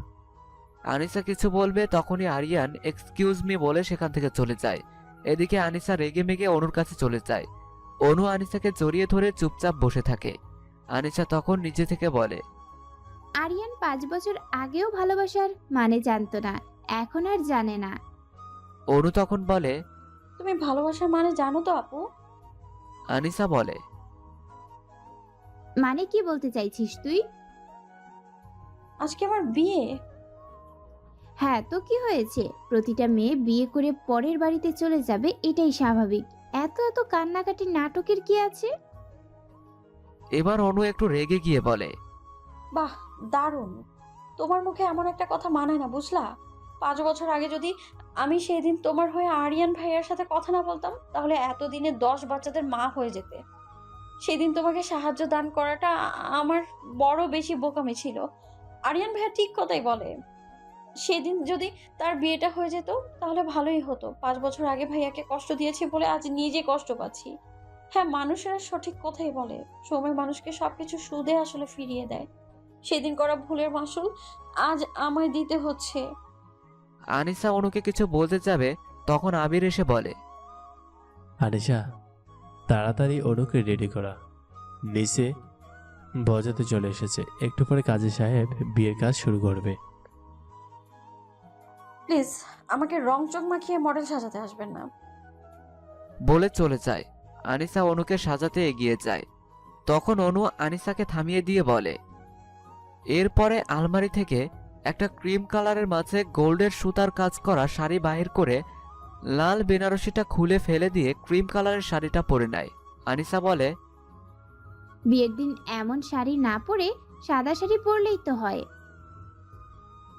অনু কোনো কথার উত্তর না দিয়ে একটা গোল্ডেন কালারের হিজাব পরে। আরিয়ান অনুকে বধূ সাজে দেখার জন্য রুমে আসে। সেখানে এসে অনুর এমন কাজ দেখে অবাক হয়। এত হাসি খুশিতে থাকা মেয়েটার চেহারায় আজ বিষণ্ণতার ছাপ। সেখানে যে আনিশা আছে সেদিকে কোনো খেয়াল নেই আরিয়ানের। আরিয়ান অনুর সামনে গিয়ে বলে, সারা জীবন হাসি খুশিতে থাকবে, বুঝলে পাগলি? অনু কেন জানি আজকে হঠাৎ করে আরিয়ানকে জড়িয়ে ধরে কান্না করে দেয়। অনুর এমন কাজে আরিয়ান হকচকিয়ে যায়। অনু নিজেই আরিয়ানকে ছেড়ে দিয়ে একটু দূরে সরে এসে বলে, আপনার সাথে এতদিন অনেক খারাপ ব্যবহার করেছি, তার জন্য মাফ করে দিবেন প্লিজ। আর আমার জন্য দোয়া করবেন যাতে এই বিয়েতে আর কিছু না পাই, মনে যেন একটু শান্তি পাই, বাবা মায়ের সম্মান যেন সব সময় রাখতে পারি। আরিয়ান কিছু বলতে গিয়েও বলতে পারে না, খুব ইমোশনাল হয়ে যায়। এই তো সেদিনের কথা। আনিশার সাথে বিয়েটা ভেঙে যাবার পর থেকে আনুর সাথে ফাইজলামি করে এতগুলো বছর পার হয়ে গেছে। মেয়েটাকে কতই না জ্বালিয়েছি, একটু যদি শান্তিতে থাকতে দিয়েছি। আজ মনে হচ্ছে কেউ কলিজাটা দূরে নিয়ে যাচ্ছে। হ্যাঁ, অনু আরিয়ানের হাসির কারণ ছিল, মন ভালো করার মেডিসিন ছিল। তবে সব মেডিসিন সারা জীবন কাজ করবে এমন তো নয়। আরিয়ান ইমোশনাল হয়ে রুম থেকে বেরিয়ে চলে যায়। এদিকে অনুকে নিচে বিয়ের আসরে নিয়ে আসে তাসনিয়া, স্নেহা, আনিসা, বউ, এরা সবাই মিলে। বউয়ের এমন সাজ দেখে অনেকে রেগে মেগে আগুন। কেউ কেউ তো কটু কথা বলে দেয় অনুর সামনে, তাতে অনুর কোনো ভ্রুক্ষেপ নেই। সে চুপচাপ গিয়ে বউয়ের আসনে বসে পড়ে। ইরাদ অনুকে এমন সাজে দেখে একটু রেগে যায়, তারপর মনে মনে বলে, বিধবা সাজবার খুব শখ না? বিয়ে করে আমার সাথে চলো, তারপর সারা জীবনের মতো এমন সাজে শিক্ষা দিয়ে দিব, এখানে কিছুই বলবো না ময়না পাখি আমার। অনু আর ইরাদের বিবাহের সবকিছু রেডি। কাজী সাহেব বিবাহের কাজ শুরু করে দেয়। ঠিক সেই সময় আনিসা অনুকে বলে, অনু, তুই সত্যিই বিয়েটা করে নিচ্ছিস? অনু বলে, এছাড়া উপায় নেই তো আপু। এমন সময় আনিসা, সে বিয়ের আসরে বমি বমি ভাব নিয়ে সবার সামনে থেকে চলে যায়। সবাই ভাবে বিয়ে বাড়ি উল্টাপাল্টা কিছু খেয়েছে হয়তো। আনিসা বাথরুম থেকে এসে ইরাদের সামনে গিয়ে বাংলা সিনেমার নায়িকাদের মতো বলে ওঠে, ওগো, তুমি আমাকে রেখে অনুকে কেন বিয়ে করতে চাইছো? তাহলে আমাদের অনাগত বাচ্চাদের কি হবে? আমি যে তোমাকে প্রচুর পরিমাণে ভালোবাসি। তুমি আমার বোনকে আমার সতীন করে আনবে, এ হতে পারে না। আমি মানি না, মানবো না। ইরাদ সেখানে দাঁড়িয়ে বলে, বিয়ের আসরে ফাইজলামি হচ্ছে? আমি তো আপনাকে চিনি না। মেয়ে মানুষ হয়ে নিজের চরিত্রের উপর দাগ লাগাতে একটু বাড়তেছে না আপনার? আনিসা বলে, ধুর মিয়া, আপনার বাঁধে না তো আমার বাঁধবে কেন? মানে? অনুর মত নেই আপনাকে বিয়ে করাতে, সেখানে আপনি তাকে জোর করে কেন বিয়ে করতে আসছেন? বিয়ের আগে মেয়েরা এমন কথা অনেক বলে, বিয়ের পর সবকিছু ঠিকঠাক হয়ে যায়। আরিয়ান অনুর পাশে বসে বলে, আনিশা আপু পুরাই ড্রামা কুইন, যে কোনো পরিস্থিতি খারাপ করতে খুব ভালো পারে। অনু এখন এসব দেখে হাসবে না কাঁদবে বুঝতে পারছে না। আবির আনিসার ব্যবহারের জন্য সবার কাছে মাপ চাইতে থাকে। তখন আনিসা বলে, আজব তো ভাইয়া, ভুল আমি করেছি, মাফও আমি চাইবো। বিয়ের আসরে যদি একটু মজা না করি তাহলে মজা করব কবে? আনিসার মা বলে, তোর জ্ঞান বুদ্ধি কবে হবে রে? ছোট বোনের বরের সাথে কেউ এমন ফালতু ফাজলামে করে? আনিসা কিছু বলতে যাবে তখন ইরাদ তাকে থামিয়ে বলে, কাজী সাহেব, আপনি বিয়ের কাজ শুরু করেন তো। আজ আমি বউ নিয়ে বাড়িতে যাব, যে যাই বলুক না কেন। কাজী সাহেব বিয়ের কাজ শুরু করবে তখন ইরাদের চাচা চাচি আর মা বলে, ইরাদের চাচির সাথে তাল মিলিয়ে অনুদের প্রতিবেশী আন্টি অনুর নামে খারাপ কথা বলতে শুরু করে দেয়। প্রতিবেশী বলে, হ্যাঁ আপা, ঠিক কথা বলেছেন। বিয়ের কিছুদিন আগেও ওই ছেলে আর মেয়ে সারা রাত বাইরে ছিল। বুঝেন তাহলে এই বয়সী ছেলে মেয়ে সারা রাত বাইরে কি করতে পারে? জানি এসব কথা একটু বললেই পুরোটাই বুঝতে পারছেন। ইরাদ বিবাহ আসর থেকে অনুর সামনে এসে দাঁড়িয়ে বলে, কোন মেয়েটা? ওনারা যা বলছে সবকিছু কি সত্যি? আমার বোন এমন না, ওনাদের কথাও ভুল হচ্ছে। অনু বলে, যদিও বলি ওনারা যা বলেছে সত্যি, তাহলে কি করবেন? ইরাদ আবিরের সামনে দাঁড়িয়ে বলে, আবির, তোর বোনের চরিত্রের সমস্যা আছে। একদিকে রাজের সাথে প্রেম, আরিয়ানের সাথে রাত বিলাস, আর আমাকে আসছে বিয়ে করতে। এমন চরিত্রের মেয়েকে আমি কেন কোনো ছেলে জীবনেও নিজের বাড়ির বউ করবে না? অনু বলে, আপনার মতো ফালতু লোকের দরকার এই অনুর নেই। যে রাস্তার মানুষের কথা শুনে অন্যকে দোষী বলে? আপনি কি রিজেক্ট করবেন? আমি আপনাকে রিজেক্ট করতেছি, করব না আমি আপনাকে বিয়ে। ইরাদ তার পরিবারের সবাইকে নিয়ে সেখান থেকে চলে যায়। ইরাদের পরিবার চলে যাবার পর অনুর বাবা আবিরের গালে থাপ্পড় বসিয়ে দেয়। তারপর বলে, ঘরে দুটো যুবতী বোন থাকলে সে ভাইয়ের ছেলে বন্ধুদের বাড়ি থেকে দূরে রাখতে হয়। আজ তোর এসব বন্ধুদের জন্য আমার মান সম্মান সব রাস্তায় ধুলোয় মিশে গেল। বাবা শোনো, আরিয়ান অনেক ভালো ছেলে। ওরকম আরিয়ান কখনো খারাপ দৃষ্টিতে দেখে নাই। সমাজের এই মানুষদের চোখে দৃষ্টিতে সমস্যা, তারা সব ভালো সম্পর্কগুলোকে খারাপভাবে দেখে। অনুর বাবা বলে, আমি জানি না, আজকে এক্ষুনি তুই ভালো ছেলে কোথাও ভাবে নিয়ে আয়। অনুর মতো আপদকে আজ বিয়ে দিয়ে আমি বাড়ি থেকে বিদায় করব। অনু বলে, আমি কোনো ডাস্টবিনের নোংরা নই যে আমাকে আজকে বিয়ে দেয় করতে না পারলে গন্ধ বাইর হবে। তোর মতো বেয়াদব মেয়েকে ঘরে রাখার কোনো মানেই হয় না। আবির, ছেলে খোঁজ। কোনো ফকিরের সাথে দরকার হলে তোর বোনের বিয়ে দেবো, তাও বিয়েই দিবই। আমি বিয়ে করব না, অযথা জোর করে কোনো লাভ নেই। অনুর গালে থাপ্পড় দিয়ে ওর বাবা বাড়ির বাইরে বের করে দিয়ে বলে, তোর মতো বেয়াদব মেয়ের কোনো স্থান আমার বাড়িতে নেই। তোর জন্য রাস্তা সঠিক স্থান। বলে বাড়ির দরজা বন্ধ করে দেয়। আরিয়ান অসহায়ের মতো আবিরের দিকে তাকিয়ে আছে। আবির আরিয়ানকে কিছু বলতে চেয়েও পারছে না। আরিয়ান অনুর বাবাকে রিকোয়েস্ট করে বলে, দেখুন, আপনাদের কোথাও ভুল হচ্ছে। আনু আমার বউ না, ও আমার বন্ধুর ছোট বোন। আঙ্কেল প্লিজ, এমন রাগের মাথায় আনুকে বাড়ির বাহির করে দেবেন না। আপনার মেয়ে আপনার বাড়ির সম্মান, এভাবে সেই সম্মানকে রাস্তায় ছুঁড়ে ফেলে দেবেন না। অনুর বাবা আরিয়ানের কোনো কথা শুনতে রাজি না। তার এক কথা, কাল সে বাহিরে গেলে সবাই তার দিকে আঙ্গুল তুলে বলবে, ওই যে অনুর বাবা, যার মেয়ের চরিত্রের সমস্যা ছিল দেখে পর বিয়ের আসর ছেড়ে চলে গেছে। যদি আজ অনুর কারোর সাথে বিয়ে হয়ে যায়, তাহলে আমি অনুকে আমার বাড়িতে স্থান দেবো না তো না। অনু বাইরে দাঁড়িয়ে কান্নারত অবস্থায় বলে, বিয়ে আমি করব না, দরকার নেই আপনার বাড়িতে থাকার। আমি লেখাপড়া জানি, ঠিক নিজের পায়ে দাঁড়াতে পারবো, বুঝলে বাবা?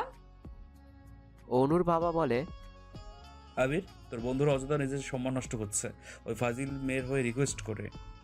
অনু বলে, যদি আমি কোনোদিনও নিজের যোগ্যতা অর্জন করতে পারি তাহলে আসবো আপনার বাড়িতে, নয়তো কোনোদিনও ফিরে আসবো না, এই বলে দিলাম আমি।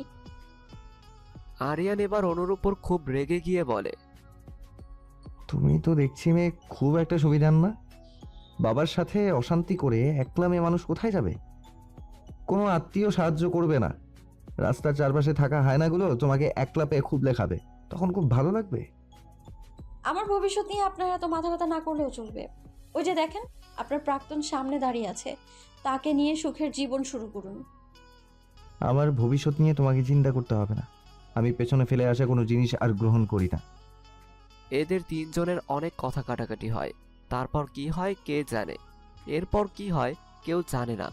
দেখতে দেখতে কেটে যায় 5টা বছর। কয়েক বছরে বদলে গেছে সবার জীবন। সেদিনের সেই ঝগড়াঝাটির পর সবার জীবনের গল্পটা বদলে গেছে। কি হয়েছে 5 বছর পরে? আগের মতোই হয়েছে নাকি? সবার খুনসুটিময় ভালোবাসার জীবন আজ 5 বছর পর অনু দাঁড়িয়ে আছে সেই ভার্সিটির গেটের সামনে। যে ভার্সিটিতে প্রথম প্রবেশ করার দিন থেকে ঘটে নানা রকম ঘটনা। সেই দিনগুলো সত্যিই মজার ছিল। ভার্সিটির লাইফে সবাই স্বাধীন থাকে, তবে নিজেদের ফিউচার নিয়ে চিন্তিত থাকতেই হয়। আজ আবারও অনেকগুলো বছর পর অনু ভার্সিটিতে প্রবেশ করছে। ওহো, স্টুডেন্ট হয়ে প্রবেশ করছে না, সে ভার্সিটির একজন লেকচারার হিসেবে জয়েন করবে আজ। 5 বছরে অনু নিজের গ্রাজুয়েশন কমপ্লিট করে ভার্সিটিতে জব করবে। সেদিন অনু নিজের বাবার বাড়িতে ফিরে যায়নি। নিজের স্বপ্ন পূরণের জন্য সকল বন্ধন থেকে মুক্ত হয়ে নিজের আলাদা পৃথিবী তৈরি করে। অনু গেটের ভিতরে প্রবেশ করতেই দেখে কতগুলো ছেলে মেয়েরা একসাথে চিৎকার চেঁচামেচি করছে। কাহিনী বুঝতে একটু সামনে এগিয়ে গিয়ে দেখে ওদের র্যাগিং চলছে। অনু সেখান থেকে দূরে সরে এসে বলে, এই র্যাগিং করার নিয়ম মজা করার জন্য, কিন্তু এরা মানুষের সম্মান নিয়ে টানাটানি করে, এরা জীবনেও শুধরাবে না। অনু ভার্সিটির ক্লাস নেওয়ার জন্য তার ক্লাসরুমে প্রবেশ করতেই কোনো স্টুডেন্ট কেয়ার করে না। সবাই অনুকে স্টুডেন্ট ভেবেছিল, কিন্তু অনু তো ভ্রুকুচকে দাঁড়িয়ে আছে। তখন প্রিন্সিপাল স্যার এসে সব স্টুডেন্টের সাথে অনুর পরিচয় করিয়ে দেয়। এরপরে সবাই অনুকে সরি বলে, আসলে আমরা বুঝতে পারি নাই আপনি আমাদের ম্যাডাম। এরপরে অনু আর কিছু না বলে ক্লাস নিয়ে বাইরে বেরিয়ে আসতেই অনুর ফোনের রিংটোন বেজে ওঠে। ইরাদ কল দিয়েছে অনুকে। সে অনুকে তার বাড়িতে যাওয়ার জন্য দাওয়াত করে। ইরাদ অনুকে বলে, দেখো, এতগুলো বছর তো সবার থেকে দূরে থাকলে এবার না হয় দূরত্বটা কম করবে। আর কত বছর সবার থেকে দূরে থাকবে, এত বেশি অভিমান ভালো না। অনু কিছু না বলে ফোনের লাইনটা কেটে দেয়। বিকালের দিকে ইরাদের বাড়িতে অনুষ্ঠান, তাই সবাই সেখানে উপস্থিত। আবিরের সাথে আবিরের বউ তাসনিয়া এসেছে, সাথে তাদের 2 বছরের মেয়ে আর 4 বছরের ছেলে। ইরাদের বউ আনিসা এদের আদর আপ্যায়ন করতে ব্যস্ত। ননদ আর ননদ জামাই বলে কথা। ইরাদের মেয়ের আজ জন্মদিন, তাই সে একটা ছোটখাটো পারিবারিক অনুষ্ঠানের আয়োজন করেছে। আরিয়ান তার মেয়ে আরিয়ানকে সাথে করে আনছে। আরিয়ানা দুষ্টুমি করছিল, তখন তার দুষ্টামি থামাতে আরিয়ান বলে, আমি তো খুব ভালো, কখনো কারোর সাথে দুষ্টুমি করি না। তাহলে তুমি এত দুষ্টুমি করো কেন আরে? স্নেহা এসে বলে, আরে মামুনি, পাপার সাথে কেউ এভাবে কথা বলে না জানো। সত্যিই তোমার পাপা অনেক ভালো, একদম নম্র স্বভাবের। তবে রেগে গেলে সে দিন দুনিয়ার কথা ভুলে যায়। আরে ছোট মানুষ, আচ্ছা আরে ছোট মানুষ ছোটদের মতো থাকো, বড়দের মাঝে তোমার থাকার কোনো প্রয়োজন নেই। আরিয়ান বলে। স্নেহা আরিয়ানকে সাথে করে ইরাদের মেয়ের কাছে নিয়ে যায়। আবিরকে উদ্দেশ্য করে আরিয়ান বলে, আমার মেয়েটা একদম তার নানা বাড়ির মানুষদের মতো স্বভাব পেয়েছে। কথায় কথায় তর্ক না করলে তার পেটের ভাত বুঝি হজম হয় না। আবির বলে, মেয়ে তোর, সেখানে অন্যদের দিকে কেন আঙ্গুল তুলছিস? ভুলে যাবি না, এক আঙ্গুল আমাদের দিকে উঠালে বাকি 4 আঙ্গুল তোর নিজের দিকেই ফিরে যাবে। আহ ভাইয়া, আরিয়ানের সাথে তো ঝগড়া বিবাদ কেন করো? তোমরা কি একটু চুপচাপ শান্তিতে থাকতে পারো না? স্নেহা এসে বলে। তাসনিয়া বলে, স্নেহা, তুমি এইভাবে তোমার ভাইয়ের সাথে কথা বলতে পারো না। ভাবি, আপনি আমাদের 2 ভাই বোনের কথার মাঝে না আসলে খুশি হব। বড় বোনের মতো ছোট বোনও বেয়াদব হয়ে গেছে। বড় ভাইয়ের সামনে বড় ভাইয়ের বউকে সম্মান দিতে হয়, সে কথা ভুলে গেছো? ভাবির আক্কেল জ্ঞান কেমন? 2 ভাই বোনের মাঝে কথা বলবে, তাকে চুপ করে বলাটাও দোষের? মানুষেরা ঠিক কথাই বলে, ভাই বিয়ের পর ভাবির হয়ে যায়, আর বোনের ভাই থাকেই না। তাসনিয়া এবার বলে, এত কথার প্যাচ না লাগিয়ে যাও না, আরিয়ানের গলা ধরে ঝোলাঝুলি করো। স্নেহা বলে, সে কথা আপনাকে ঢাকঢোল পিটিয়ে বলতে হবে না। এই আপনার জন্যই আজ আমাদের সম্পর্কগুলো এমন বিষাক্ত। আবির, তোমার বোনের তাসনিয়াকে নিয়ে এত সমস্যা কেন গো? আমার বোন তোমাদের কোন পাকা ধানে মই দিয়েছে? আবির জোরে স্নেহাকে ধমক দিয়ে ওঠে। তখন ইরাদ এসে বলে, আনিসা এসে বলে, ইরাদ, এটা ওদের পারিবারিক সমস্যা, আমরা ওদের ব্যাপারে নাক না গলালে ভালো হবে। আনিসা, তুমি কি বলতে চাইছো? তুমি স্নেহার পক্ষ নিয়ে কথা বলছো? মোটেই না। তবে তোমার বোন কি তোমার কাছে বিচার দিয়েছে? তাসনিয়া কিন্তু তোমার কাছে বিচার দেয়নি। তাহলে কি দরকার আগ বাড়িয়ে ওদের সম্পর্কের মাঝে দূরত্ব সৃষ্টি করার? আনিসার কথা শুনে ইরাদ একটু চুপচাপ হয়ে যায়। আরিয়ান বলে, আচ্ছা আবির, তো ছোট বোন না হয় একটু উঁচু গলায় কথা বলেছে, তার জন্য কি সবার সামনে তাকে এইভাবে অপমান করতে হবে? একটু সুন্দরভাবে তো বুঝিয়ে বলতে পারতিস। আবির স্নেহাকে উদ্দেশ্য করে বলে, বড় বোনের মতো ছোট বোনটা বেয়াদব হয়ে গেছে। বড় ভাইয়ের বউকে সম্মান দিতে হয়, সে কথা ভুলে গেছে। নিজে বিয়ে করে পরে বাচ্চা কাচ্চা মা হয়েছে, সে আর কিভাবে ছোট থাকে?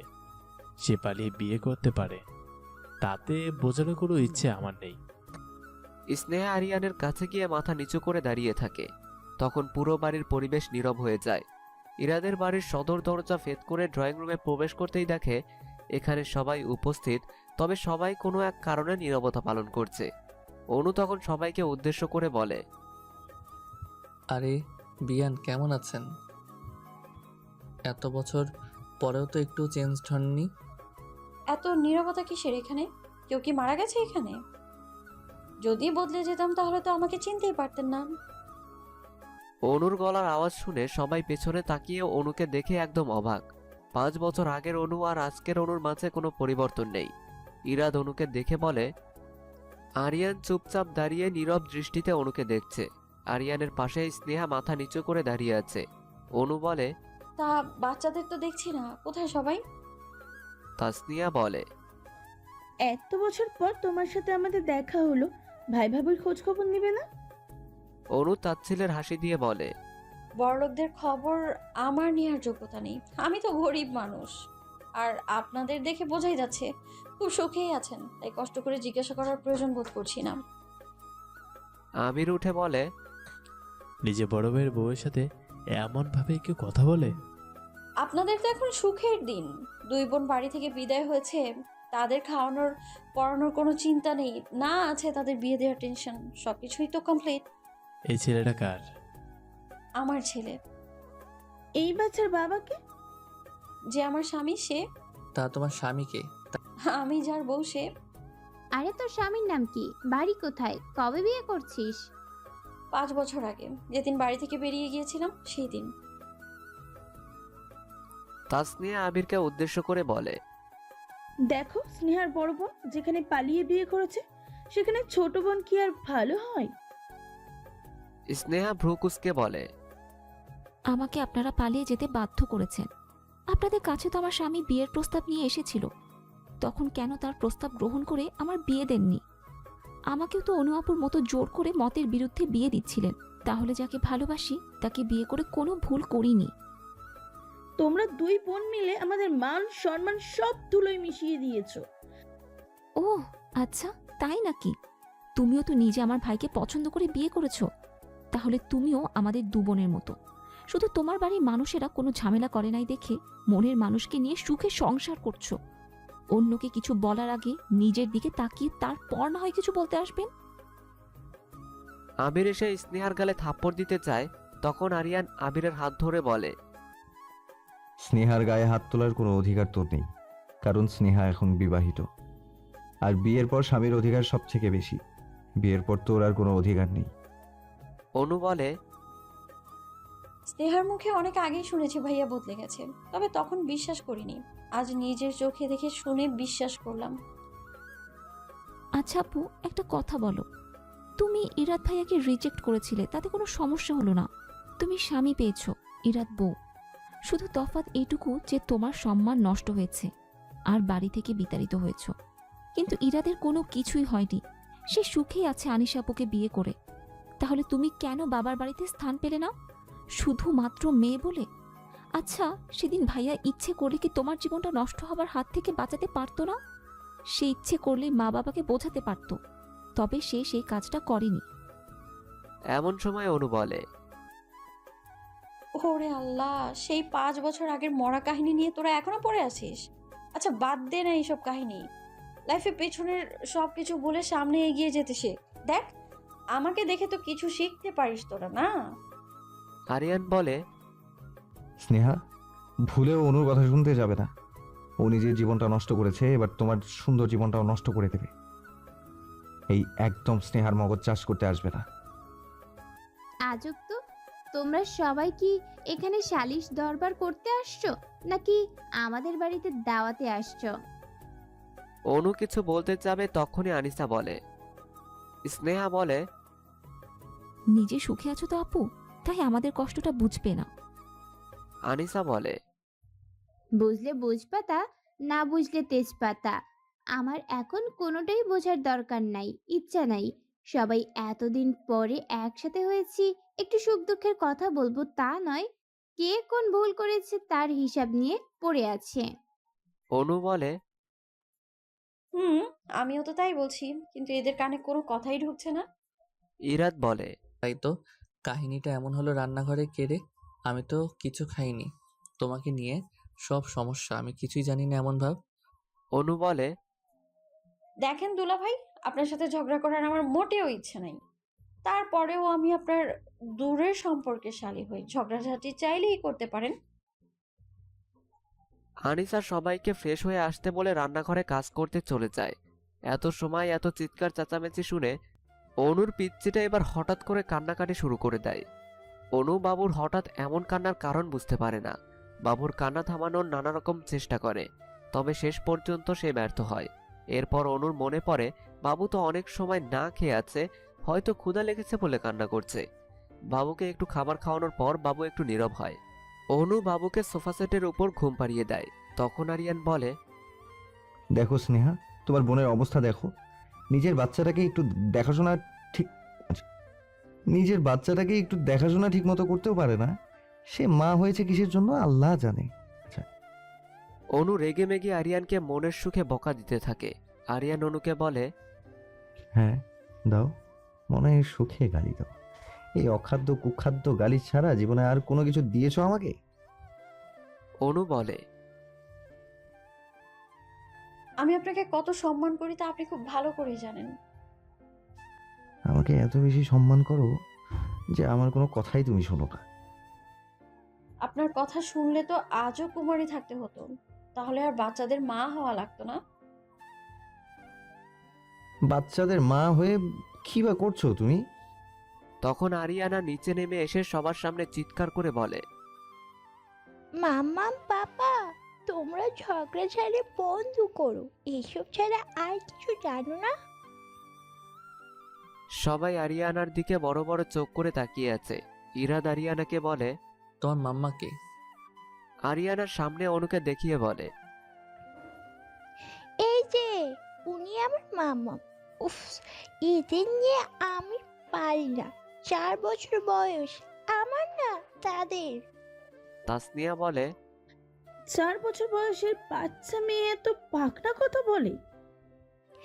আমাকে পাকনা বলবেন না। আমার মাম্মা পাপার মতো আপনার ফ্যামিলি হলে আপনিও সব বুঝতেন। আরিয়ানা বলে। আবির আরিয়ানের সামনে গিয়ে বলে, তুই না বললি তোর বউ বাচ্চা হবার সময় মারা গেছে, তাহলে ওরই অনুকে মা বলছে কেন? অনু আরিয়ানার মাম্মা, তাই মা বলছে। অন্য কাউকে কেন বলতে যাবে? আমার কিউটি মিষ্টি চঞ্চল বউটা মা হবার সময় খুব ম্যাচিওর হয়ে যায় আর বাচ্চাদের মতো করে না। তাই সেই হিসাবে আমার প্রথম বউটা মারা গেছে। ইরাদ বলে, অনুর সাথে তোর সম্পর্ক কিভাবে হলো আর 2টা বাচ্চাও হয়ে গেছে? আরিয়ান বলে, হ্যাঁ অবশ্যই, ওই পুচকে ছেলেটার একমাত্র বাবা আমি। আনিসা এসে বলে, স্নেহাকে জানতো অনু তোমার বউ? আগে জানতো না, আজ 1 বছর হলো সে জানে। সে আমাদের সাথে থাকছে তাই।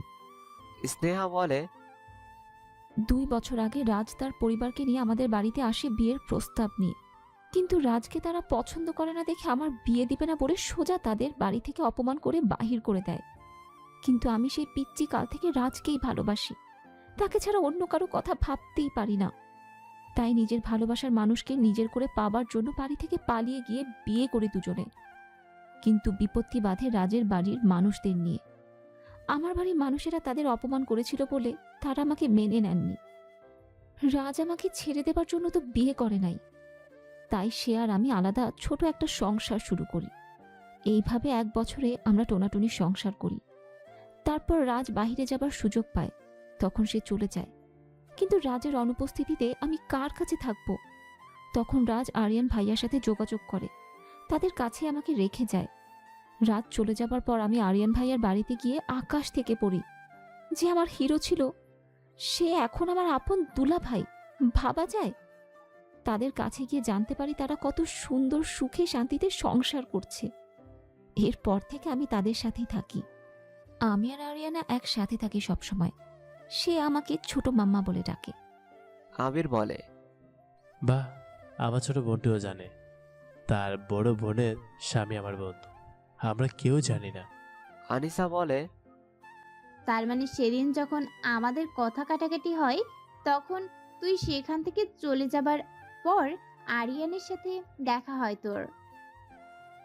আরিয়ান বলে, সেদিন অনু একা বাড়ি থেকে চলে গেলে আমি অনুর পেছনে পেছনে ছুটে যাই। যতই হোক বন্ধুর বোনকে তো আর বিপদে একা ফেলে আসতে পারি না। রাতের বেলা রাস্তার পাশে চুপচাপ বসেছিল অনু। আমি সেখান থেকে অনুর হাত ধরে আমাদের বাড়িতে নিয়ে যাই। বাড়িতে অনুকে এভাবে নিয়ে যাওয়া দেখে বাড়ির মানুষেরা ভাবে আমি অনুকে বিয়ের আসর থেকে পালিয়ে নিয়ে এসেছি। সে রাতেই বাড়ির মানুষেরা জোর করে আমাদের বিয়ে দিয়ে দেয়।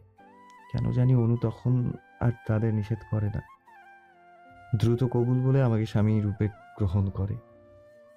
কিছুদিন পর আমার চিটাগাংয়ের একটা বড় কোম্পানিতে চাকরি হয়ে যায়। আমি অনুকে সাথে নিয়ে সেখানে চলে যাই। তারপর অনু সেখানে তার বাকি লেখাপড়াটুকু কমপ্লিট করে এবং এখন সে আবার আমাদের এই শহরে ফিরে আসে। আমাদের পুরাতন ভার্সিটিতে লেকচারার হিসেবে আজকেই সে জয়েনিং করেছে। আর আমি অনুর প্ল্যানিং জানতে পেরে ইচ্ছা করেই তোদের সবার সাথে যোগাযোগ শুরু করি। আর ভাগ্য কত ভালো, দেখ আমরা সবাই আজ একসাথে মুখোমুখি দাঁড়িয়ে আছি। ইরাদ বলে, সব বুঝলাম, তবে একটা ব্যাপার বুঝলাম না। অনু এত লেখাপড়ার মাঝে 2টা বাচ্চার মা হলো কেমনে? আরিয়ান ভ্রুকুচকে বলে, প্রতিটা বিবাহিত মেয়ে যেভাবে মা হয় সেভাবে। তাতে তোর কোনো সন্দেহ আছে? না মানে 2 বাচ্চার দেখাশোনা করে এত কিছু কিভাবে করছে? আমাদের দাদা ভাই দাদিমা আমাদের সাথে থাকতো, তারাই আমাদের বেবিদের দেখাশোনা করতো। আর তাছাড়া কাজে সাহায্য দান করার জন্য আমাদের একজন সহযোগী আপুও আছে। অনু বলে, তা দুলা ভাই আপনি আর আনিশা একসাথে হলেন কিভাবে? আর বাচ্চার বাবা মাও হয়ে গেছেন, ভাবা যায়? ইরাদ মাথা চুলকিয়ে বলে, ওই যে মানে তুমি রিজেক্ট করার পরে আমার সাথে আনিসার ফেসবুকে রেগুলার কথা হতো। কথা বলতে বলতে কখন যে আমাদের সম্পর্কটা এতটা গভীর হয়েছে তা বুঝতেই পারি নাই। তারপর আমরা যখন বুঝতে পেরেছি, পরিবারের সবাইকে জানিয়েছি, তারা আমাদের 4 হাত এক করে দিয়েছে। তোমার আনিসা বলে, এই ফেসবুকের জন্য আমাকে পেয়েছিলে, নয়তো তোমার মতো রিজেক্ট করা পোলারে কেউ বিয়ে করতো না। ইরাদ 32টা দাঁত বাহির করে বলে, স্বামী হওয়াটা কপালে ছিল। আমি চাইলে কি আর অন্যের বাপ আদরের হারকে বিয়ে করতে পারি? তোমার এইসব ঢং দেখে বাঁচি না। যাও সব বাচ্চাদের নিয়ে আসো। ইরাদ সব বাচ্চাদের নিচে এনে অনুষ্ঠান কমপ্লিট করে। এরপরে সবাই একটু গল্প গুজব করে, যে যার বাড়িতে ফিরে যায়। তবে অনু আর স্নেহার সাথে আবির কোনো কথা বলে না। আবির একটিবারের জন্য ওদের বলে না বাড়িতে যাবার কথা। অনুর পিচ্চিটাকে দেখে আবিরের খুব ইচ্ছা করছিল কোলে কাঁধে নিয়ে আদর করতে, কিন্তু নিজের আত্মসম্মান কম হবে দেখে নিজের ইচ্ছাকে মাটি চাপা দিয়েছে। আরিয়ান ভেবেছিল আবির হয়তো বাচ্চাদের আদর করবে, কিন্তু না, সে এমন কোনো কিছুই করে নাই। আসলে মানুষ যখন বদলে যায় তখন তার কাছে কোনো কিছু আশা করাটা এমন, দিনের বেলা সূর্যের তাপ থাকবে আর রাতে চাঁদের মতো শীতল। অনু স্নেহা বাচ্চাদের সাথে নিয়ে আরিয়ানদের বাড়ির দিকে রওনা দেয়। আজকে বহু বছর পর অনু তার শ্বশুর বাড়িতে যাচ্ছে। হ্যাঁ, এত বছর অনু এই শহরে আসে নাই। মনের মধ্যে একরাশ অভিমান নিয়ে সে আরিয়ানের সাথে সংসার করতে বহু দূরে গিয়েছিল। আজ এত বছর পর সে তার সংসারে ফিরে আসছে। তার স্বামীর বাবার বাড়িতে আজ 2 বাচ্চাকে নিয়ে প্রবেশ করবে। তবে এতটা ভালো ছিল না ওদের ভাগ্যটা।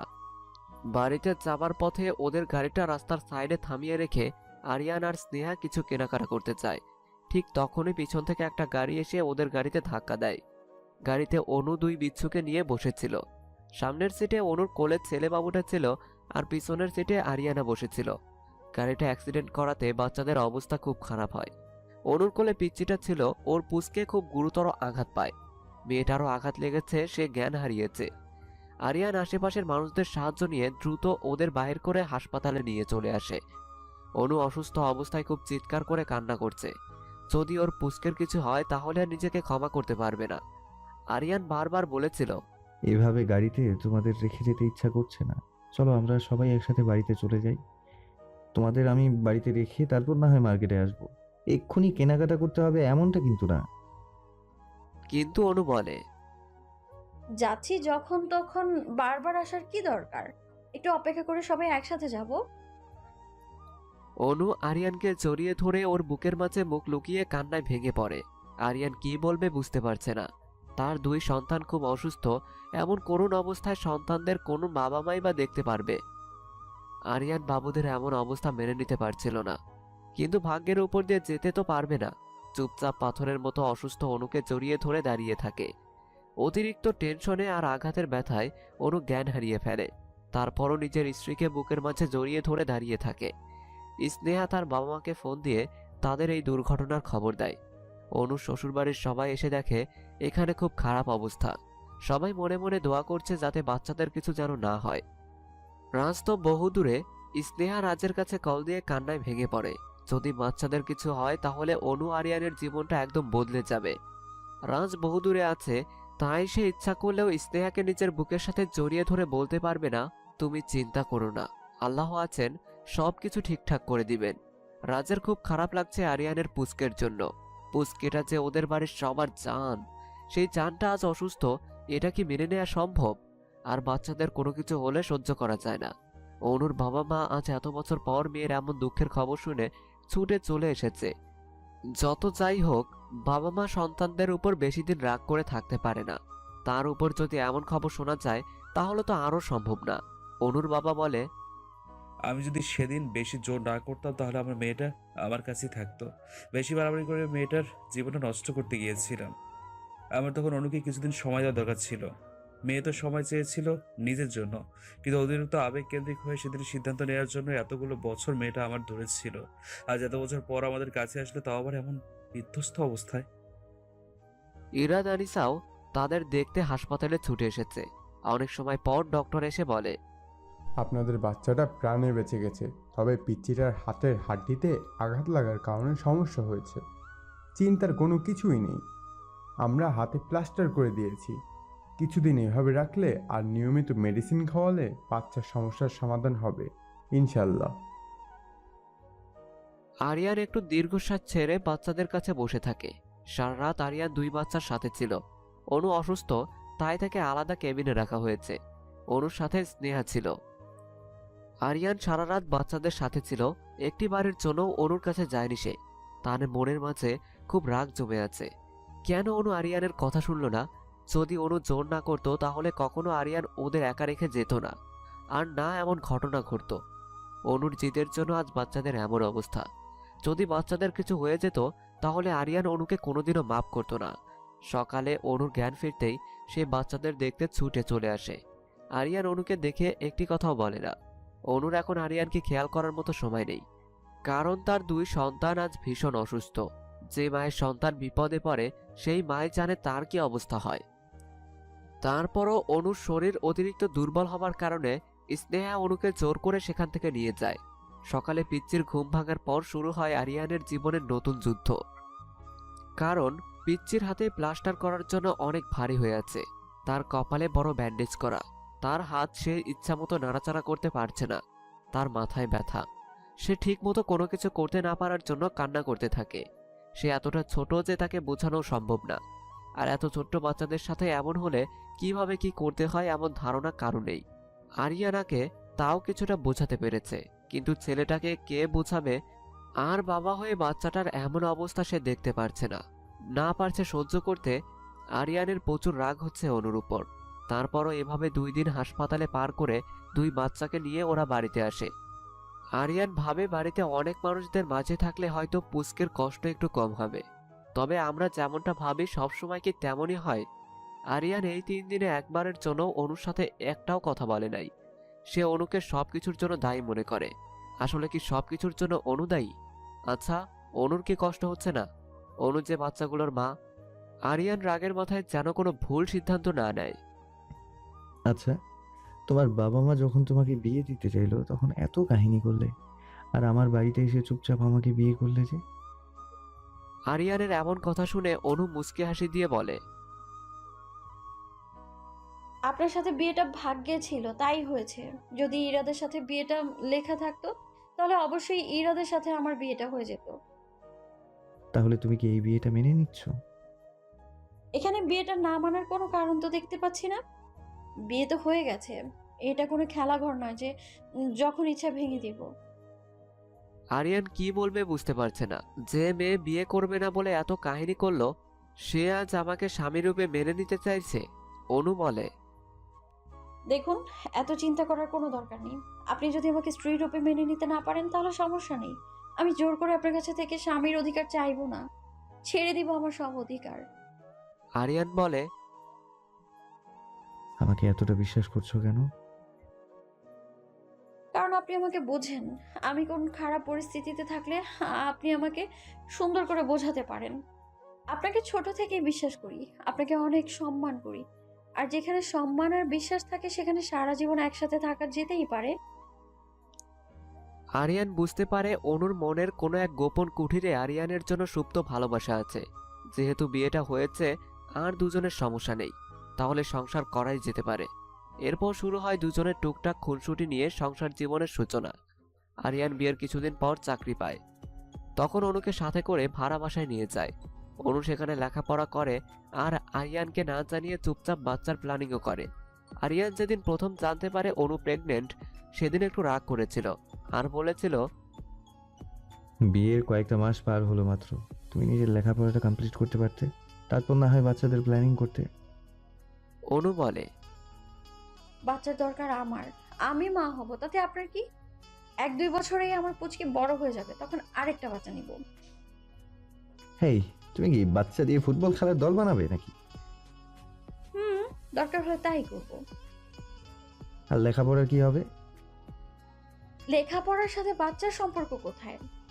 আমি 2 কাজ একসাথেই করব। এরপর আরিয়ান অনুর সাথে আর কোনো তর্ক করে না, কারণ বাচ্চাটাকে তো আর মেরে ফেলা সম্ভব না। তাদের সম্পর্কে সুতা শক্ত করতে তার আগমন। অনুর বাচ্চা হবার কথা শুনে আরিয়ানের ভাই আর দাদিমা চলে আসে তাদের বাসায়। দাদিমা সব কাজের মানুষের সাহায্য নিয়ে করত। অনুকে কোনো কাজ তারা করতে দিত না। অনু সময় মতো খাওয়া দাওয়া করত আর কলেজে লেখাপড়া করত। এইভাবে বেশ সুখেই দিন কাটছিল। অনুর বাবার বাড়ির কেউ জানতো না অনু কোথায় গেছে, কি করছে। সেই বিয়ে ভাঙার দিন থেকে আবির আর কখনো আরিয়ানের সাথে যোগাযোগ করে নাই। তারপর আরিয়ানের ঘর আলো করে একটা কন্যা সন্তান জন্মগ্রহণ করে। আরিয়ান আর অনুর চোখের মণি হয়ে থাকে সব সময়। তার 3 বছর পর অনু আবারও বাচ্চা নেয়। এবার তাদের ঘর আলো করে একটি রাজকুমার আসে। আরিয়ান ভাবে, 2 বাচ্চা অনুর প্রাণ, তারা একটু অসুস্থ হলে অনু সারা রাত জেগে কাটিয়ে দিত। তাহলে আজ কেন অনুকে ভুল বুঝছি আমি? অতীতের স্মৃতির পাতা থেকে বেরিয়ে এসে আরিয়ান নিজেকে বলে, আমি কি বদলে গেছি? 5 বছর আগে অনুকে এত বুঝতাম, আজ কেন তাকে ভুল বুঝছি? এই অ্যাক্সিডেন্ট তো আমি গাড়ি ড্রাইভ করার সময়ও হতে পারত। অনু তো মাত্র একটা উচ্ছিলা ছিল, তবে অ্যাক্সিডেন্টটা তো হওয়ারই ছিল। আমি কেন রাগের মাথায় আমাদের সম্পর্কটা বিষিয়ে তুলছি? আমি কি ভুলে যাচ্ছি যে অনু ওদের মা? আমার থেকে বেশি কষ্ট পরিশ্রম অনু করে ওদের লালন পালনের জন্য। আমি তো অনেক সময় অনেক কিছু জানতেও পারি না, তারপরও 2 ভাই বোনের দেখাশোনার জন্য ত্রুটি রাখে না। তাহলে সেই বাচ্চার মায়ের উপর আমি কিভাবে এত বেশি রাগ করতে পারি? আমি ভুলে যাচ্ছি কেন বাচ্চাদের এই অবস্থা দেখে আমি যতটা কষ্ট পাচ্ছি, তার থেকেও বেশি কষ্ট অনু পাচ্ছে। আরিয়ান অনুর কাছে গিয়ে অনুকে জড়িয়ে ধরে বলে,